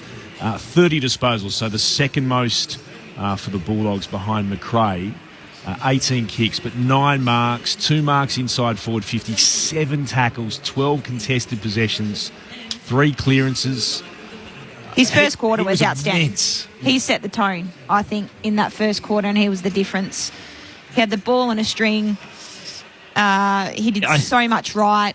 And I think in the first quarter he had nearly 400 metres gained or something. Incredible. He worked hard. That's outstanding.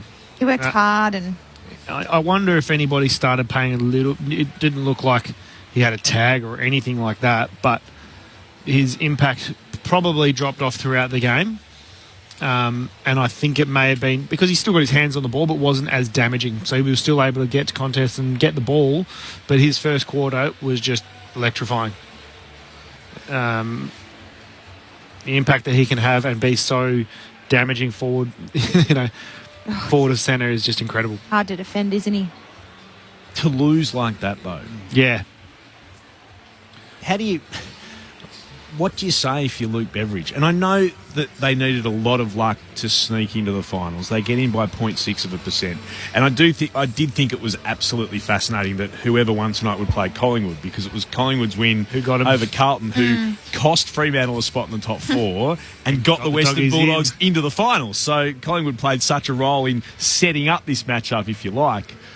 But I do wonder, how do you get a team up? After the last time they were here, it was a horror show. The last time for a massive game, I mean, when they were completely rolled by Melbourne. And then they come to the West again and don't lose by that sort of margin. But I would think, Sheridan, you've been there, and Kara, you've been there, would almost be more soul-destroying to lose the way that they lost tonight. Yeah, I think the emotion would just be confused. Like, you'd be confused as to how you let it happen. How you can let a lead like that slip away, because and like I said during the call, they kind of played a different way and relied on different things than what we've seen throughout the year. And do they kind of go, that first quarter and a half we just played out of our skin, and then kind of go, we weren't able to maintain that? Or do you go, we let a massive opportunity slip? How do we get back to that level for a whole game? Because they've got to employ that intercept. Can you look at it as in, we played exceptionally well for that first quarter and a half, first quarter and 3/4, right up to the end of the second quarter?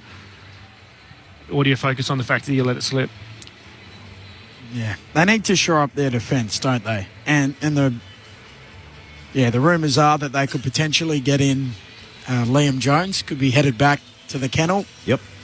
So that would help. Where's he been playing in He's been playing in Queensland. At Southport? Yeah. No, I don't think it was Southport, but he was definitely playing the QAFL. In that comp. So they need to do that for starters, and then,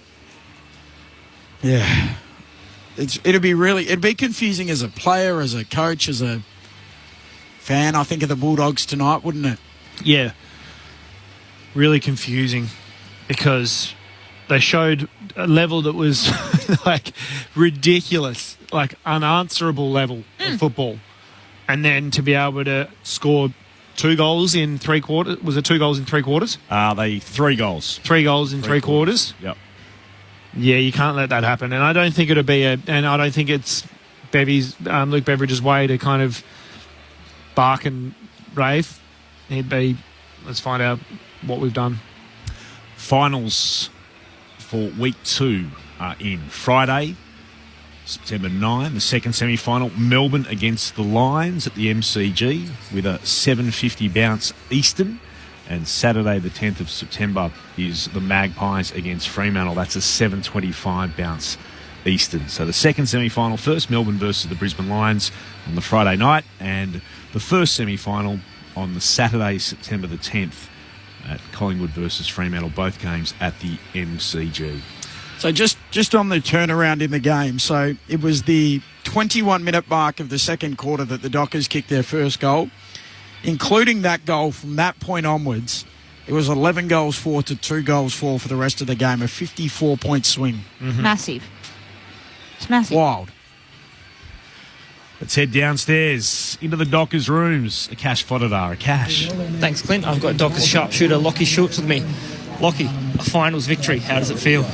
Yeah, it's pretty surreal. Obviously, we made it tough for ourselves, so kind of makes it a bit more special, I guess. Obviously, we don't want to start like that next week. You can't afford to be doing that, but to be able to swing it back our way and get over the top and finish off like that is, it's a great feeling.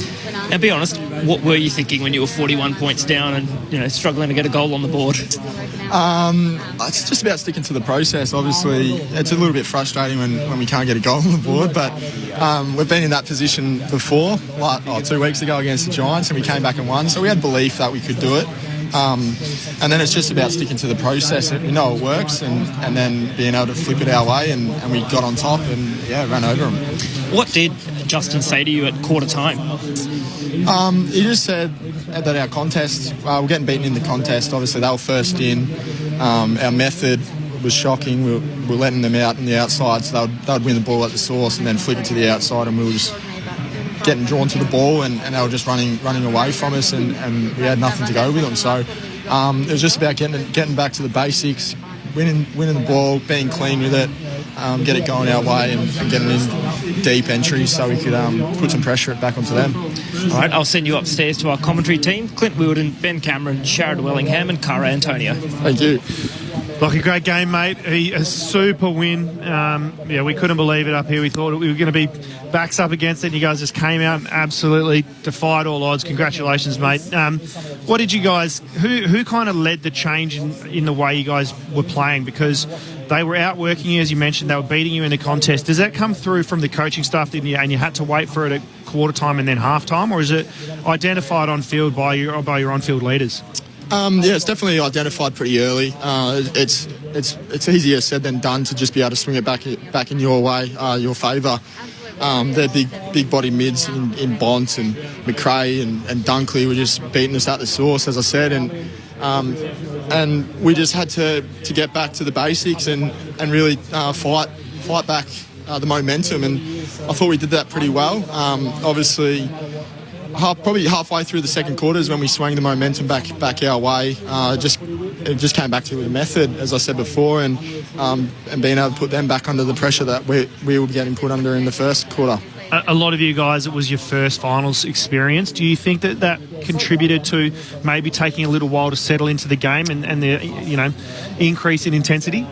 Yeah, probably. I think with the basics comes a lot of nerves. Guys not trusting themselves or not being as confident as what they would be in a normal home and away game. Yeah.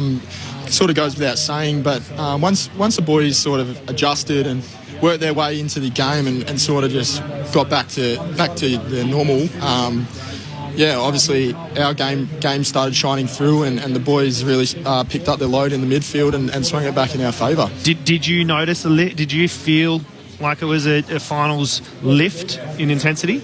Yeah, absolutely. I think you can tell pretty well from the crowd noise. It was unbelievable out there. So when things started going back our way, the crowd gets pretty vocal. So obviously it helps with the momentum and it was great to just be able to get it back in our favour. Shooter, Cara Antonio here. Congratulations on the win. You had me having a small heart attack up in the box. I think you sat down for the whole game. It wasn't a great day for the Dockers, as you can imagine. Us girls getting absolutely smashed. So thanks for taking the win. You mentioned you got beat at the source and your contest work needed to lift. I thought Sarong was massive in that third quarter. He had the 10 disposals and just kind of told everyone to jump on his back. Was that one of the best games you've seen or better games you've seen Sarong play inside? Yeah, absolutely. I thought sort of being inexperienced compared to the Bonds and those kind of guys who have played a lot of finals and a lot of footy, Caleb really lifted his workload and sort of, he did say, everyone just jump on my back and I'll take you for a ride. And once he gets going, it's hard not to get going yourself. So I think everyone sort of fed off his energy and he's a pretty emotional guy out there on the field and you feed off him. And once he's on top, then your confidence shoots through the roof. And he was pivotal in the way that we came back today. And not only, obviously, him, you probably fed off the crowd, as you said. How big were they? I think I mentioned it through the call. Sarong got a clearance out of the middle and they started to cheer. How important is a home crowd? Obviously, you're not going to have that potentially over the next few weeks. How important was the crowd tonight? Yeah, absolutely. Obviously, if I was a Bulldogs player, you'd be pretty tormented by the noise of the crowd because it's so special and we feed off it a lot. Obviously, next week it's going to be pretty hostile at the G with all the Collingwood fans, but we sort of try and swing that into our favour and feed off it a little bit to get us going. And I think our away record this year really shows that. We're trying to for the young fellas and stuff. We're trying to be a really mature group with how we travel and stuff like that. So I think obviously the crowd played a big part tonight, but next week I don't see it being a problem. Lockie, Ben Cameron here. Where does that rank amongst the best wins you've been a part of at Freo? Definitely number one. yeah, definitely. Obviously, being a big final, 40 points down, you start questioning yourself a little bit, and you start questioning like, how are we going to swing this back our way, and sort of just for it to happen and stick to the process and trust the process, and for it to swing back our way. It was incredible. The feeling out there was incredible. The joy after the siren went was something that I've probably never experienced on a footy field before. So, it was pretty bloody special. Now, Lockie, you may or may not know, I was running with the stat earlier this season that I was calling you the barometer because whenever you kicked multiple goals, Fremantle won. And that went all the way up to 19 times. I want to commend you firstly on that and let you know that I was incredibly flat when you kicked 2 goals in the loss against Sydney. Well, I did get told, I think it was about 18 games after that I got told that, and I sort of thought, oh no, I'm a bit of a downhill skier here. I'm only kicking goals when we're winning, so I thought against Sydney, it just happened, and I was flat that the stat was done, but I was glad that I can't just claim to be a downhill skier, I guess. No, you think you were flat. I was flat. I was a pancake in the box when you guys lost after you kicked 2, but I was more going with the fact that you were the barometer. When you play well, Fremantle play well. Don't worry about the downhill skiing. Thanks for that. I'm really interested, Lockie, Clint Wilden here, about Jai Amos. To overcome what he's had to overcome, we know how good his debut was, and then he goes back to the waffle, gets the kidney injury, has to have surgery, comes back in for his second game in a final, has a little hiccup early on, and then finishes with 2 goals. Assess him for us tonight. What has he been able to do on this massive stage? Yeah, he was incredible. Obviously, for his setbacks this year, to come in and have the impact on the game that he had, especially how mature he was to be able to really get back onto the job after that hiccup early, and go back and kick the harder ones. It really set the tone for the forward line, and he just brings something different that we're probably lacking a little bit. He's more of a lead up forward that we don't really have, where we're sort of either in the air or on the ground. So to have that lead up third forward, third tall, just brings a whole nother aspect to the forward line, and it really works. I think he's going to be a really, really special player. Tonight was just a little insight to what he's capable of, and he's only going to get better, which is so exciting. You mentioned the crowd before. Were you aware that it's Fremantle's biggest ever home crowd, 58,982? No, I wasn't, but that's a big number, so I don't think I've ever played in front of that many people, so that's pretty special. Well, you've already said it's the number 1 win. It was quite remarkable to watch up here the way you went about it. Congratulations on the victory. Collingwood next. Best of luck. Thank you very much. Thanks for having me. Outstanding. Lockie Schultz downstairs joining us. He's always good fun to have a chat to, and we've had the opportunity. I think he warmed up a little bit because the first few were really straight back, just the process. But I think you kind of saw a little bit more of an insight into what they're thinking there. Once he got it's all about the process out of the way, we're fine. He realised that, we've been pumping him up all year with his goal stat. Yeah, I gave him 3 in the Derby. You did too. He won best on ground, didn't he? In the first one, yeah. He did. He was awesome. He definitely is a barometer for them. Yeah. Not so much.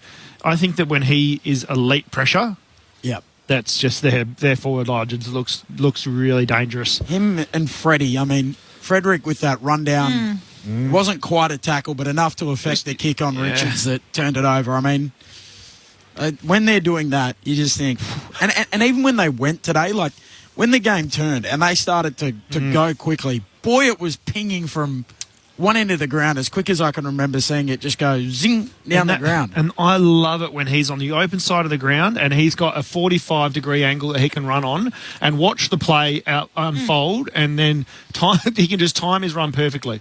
He doesn't have to get the first kick. He often gets that second kick that is out over the shoulder, and it just... Yeah, the forward line just opens up in front of him, and as a defender, you're really in an awkward position because do you press at him and leave your guy, open over the back? You've got to make a really, really critical decision on what you do as a defender. He's hard to play on. Yeah, when the ball's in space. I would not like to do it. Couple of texts to go through, 0437 774 774. Gleno from Parkdale. Go Dogs, just a friendly reminder that the Dockers will have to play a hostile Collingwood mob next week at the MCG. They will indeed. But they will have to do it, and this is a massive blow for Collingwood. If you haven't caught up on the news, Taylor Adams is gone for the rest of the season. Collingwood saying that he's, you tear the adductor off the tear bone. The adductor off the bone. Yeah. Not good. He definitely made the midfield look a little bit different with his intensity and ability to... Well, he's a bull inside, isn't he, really? Workhorse. Contested work, tackles, let the others be on the outside, and he has no issues getting in and doing the grunt work. Someone coming back from injury as well. Like, it puts a lot of load on your body, doesn't it? And sometimes you often see... doesn't really make sense. Sometimes you often see, but you often see someone do a different injury when they come back. Yeah, often. But it was an awkward one because he missed the ball when he was trying to kick it. It's like he reached for the ball, missed it, and it looked nasty. He knew straight away, didn't he? Yeah, I think I was only listening on the radio, but apparently it was quite emotional, and gravity of it obviously sunk in straight away. Saw him coming off, and he knew that the future for 2022 is watching from the sidelines, unfortunately. A few other text messages to go through. If the Dockers get 41 points down against Collingwood, they won't be coming back like they did tonight, says Owen from Bruce Rock. I reckon that's a fair comment. Probably. I mean, teams don't come back from 41 down too often. Collingwood don't get 40 points in front. That's true, but I'm not sure you could do that 2 weeks in a row. Not sure Collingwood would allow you to do it. Mark from Adelaide. Hello, great call, team. This is an interesting point. 4 out of the 6 remaining teams are non-Melbourne teams. And for those in the West, apologies to our Melbourne listeners here, but we were counting the Melbourne versus non-Melbourne teams, and we're not counting Geelong as a Melbourne team because they're in Geelong, not Melbourne. For the first week of the finals, it was the non-Melbourne teams 4, Melbourne teams 0. Going through, win for Brisbane over Richmond, win for the Swans over Melbourne, win for Geelong, who are Victorian, not Melbourne, before you text in, over Collingwood, and of course Fremantle over the Western Bulldogs. It's been great to have finals back at the MCG, no doubt. But, that was just one of those random things that do happen to bob up from time to time. For our young guns, got the dogs that were let out, Ben. Somebody else texts in. Who did let the dogs out? Well, they were corralled quickly and put back in the pen. They reined them in. Yeah. Back in the crate, go to sleep. The old Baha men. What a song. We need to have a look at some of the numbers. In fact, all the numbers. The one that matters most, whether you're a Fremantle or a Western Bulldogs supporter, was that the Dockers got up by 13 points, 11-7-73 to the Western Bulldogs, 8-12-60. What are the rest of the numbers? Tell us, Ben. Contested possessions in the end, the Dogs finished 13 up. The clearances, 37 apiece. Inside 50s in the end, Fremantle 62-53 for the Western Bulldogs. Marks inside 50, 12-9. Overall disposals, Freo 399, Western Bulldogs 370. Caleb Sarong finished with 33 disposals. Jack McRae with 34.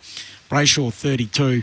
The full numbers for Sarong and Brayshaw, they were enormous. Put the Dockers on their back in many ways. 33 disposals for Sarong, 6 tackles, 16 contested possessions, 10 clearances, 4 inside 50s. For Brayshaw, 32 disposals, 10 marks, 1 mark inside 50, nearly 500 metres gained, 6 contested possessions, 6 inside 50s. They're going to be a heck of a duo in that Fremantle midfield for a long period of time. Are they both 22 or 3? Sarong's a little younger, so Sarong's 21, Brayshaw's 22. That's incredible. Wow. The future of the club, aren't they? They are playing mature, seasoned football, not just in their impact when they've got the ball, but their ability to lead and, like we said, just pull the rest of the team with them. That's pretty remarkable from 2 young guys who, from all reports, are amazing characters as well. Great blokes to have around. Great blokes. And you're right, they're the future of the footy club and they lead by their actions as well. They wouldn't ask anyone else around them to do something they weren't willing to do. And it's exciting for the footy club, but more exciting for next week. The midfield battle is going to be a really good one, especially with Adams, as we mentioned before, out. Opens the door for Fremantle to get on top inside early. Yeah. Are they both pretty footy-heady kind of guys, like they live and breathe footy, or are they switch off? And I know Brayshaw plays a fair bit of golf. Sarong's the one that's always down doing the extras, getting the young blokes down to do extra touch. He's been flagged as the next captain for mine inside the four walls of the footy club. Just the way that he goes about his business. Whereas I think Brayshaw's a little bit more on the quieter side. But leads by example. Yeah. So it was interesting. I did a one-on-one with Andy Brayshaw last week, and I asked him about doing extras, etc. And he said that Hayden Young used to go out and work on his kicking twice a week with Tendai Mzungu. Then he had a chat to Sean Darcy at the end of last year. How'd you take your game to the next level? He said, well, I'm doing these extra touch sessions twice a week.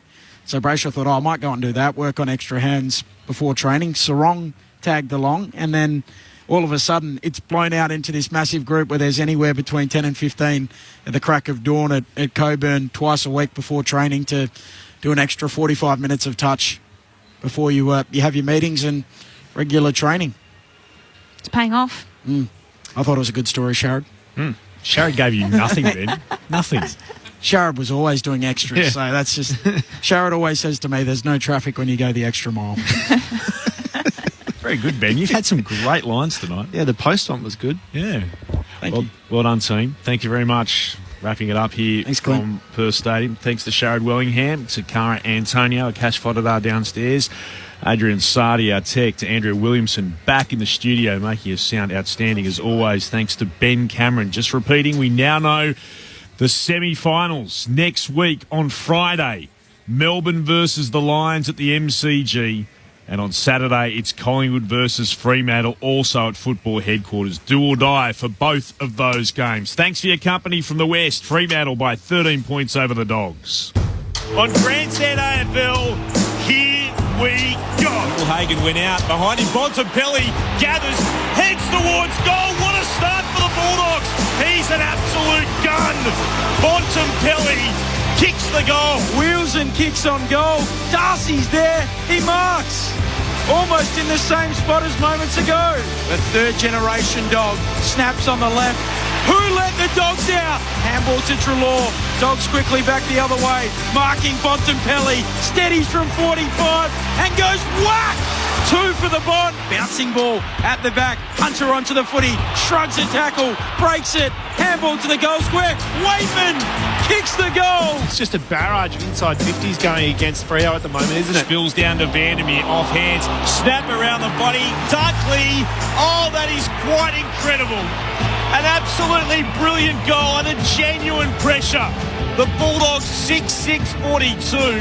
Freo are 1 behind. Michael Walters looking for Fremantle's first. It's out to the left. It's from 40 out. He kicks it at long last. The Dockers have a major. And it's taken them until time on in the second turn to kick one. He feeds the handball away to Brayshaw. Runs to 50. Drives it long on goal. Towards goal. And through. The AFL MVP is trying to lift his team. Knocks it down, Sarong. Can't quite gather the footy. Eventually does. Snaps on the left. Bends it through. 3 on the trot for the Dockers. And they're back in it. Sends it inside, attacking 50. Cox is there, drops the mark. Waitman roves off to Johannesson. On the boot. Puts it through. And the Dogs with a fast start. Handball releases Frederick. He kicks inside 50. Amos and Lob at the back. He drags in the mark. Stumbles over the 50. Drives it on goal. And sneaks it through. Rory Lob proving Blondes do have more fun. This the Joris level for the first time since the 3rd minute mark of the game. Amos's kick is through. Purple passion. Purple pandemonium at Perth Stadium. Looks shorter for Logue. Marks on the digits of 50. Takes his time. 50. A 50-metre penalty. The Western Bulldogs led by 41 points. And now Fremantle are in front. close to the boundary line. Switkowski is carried out but holding the ball against Dunkley. And the free kick will go to the Prince of the Pockets, Nathan O'Driscoll, from outside the boundary line on that left boot. Oh, you're kidding. Make way for Noddy. Nathan O'Driscoll has done it again. Fremantle lead by 2 goals in a do-or-die game. Freo never said it. A Freo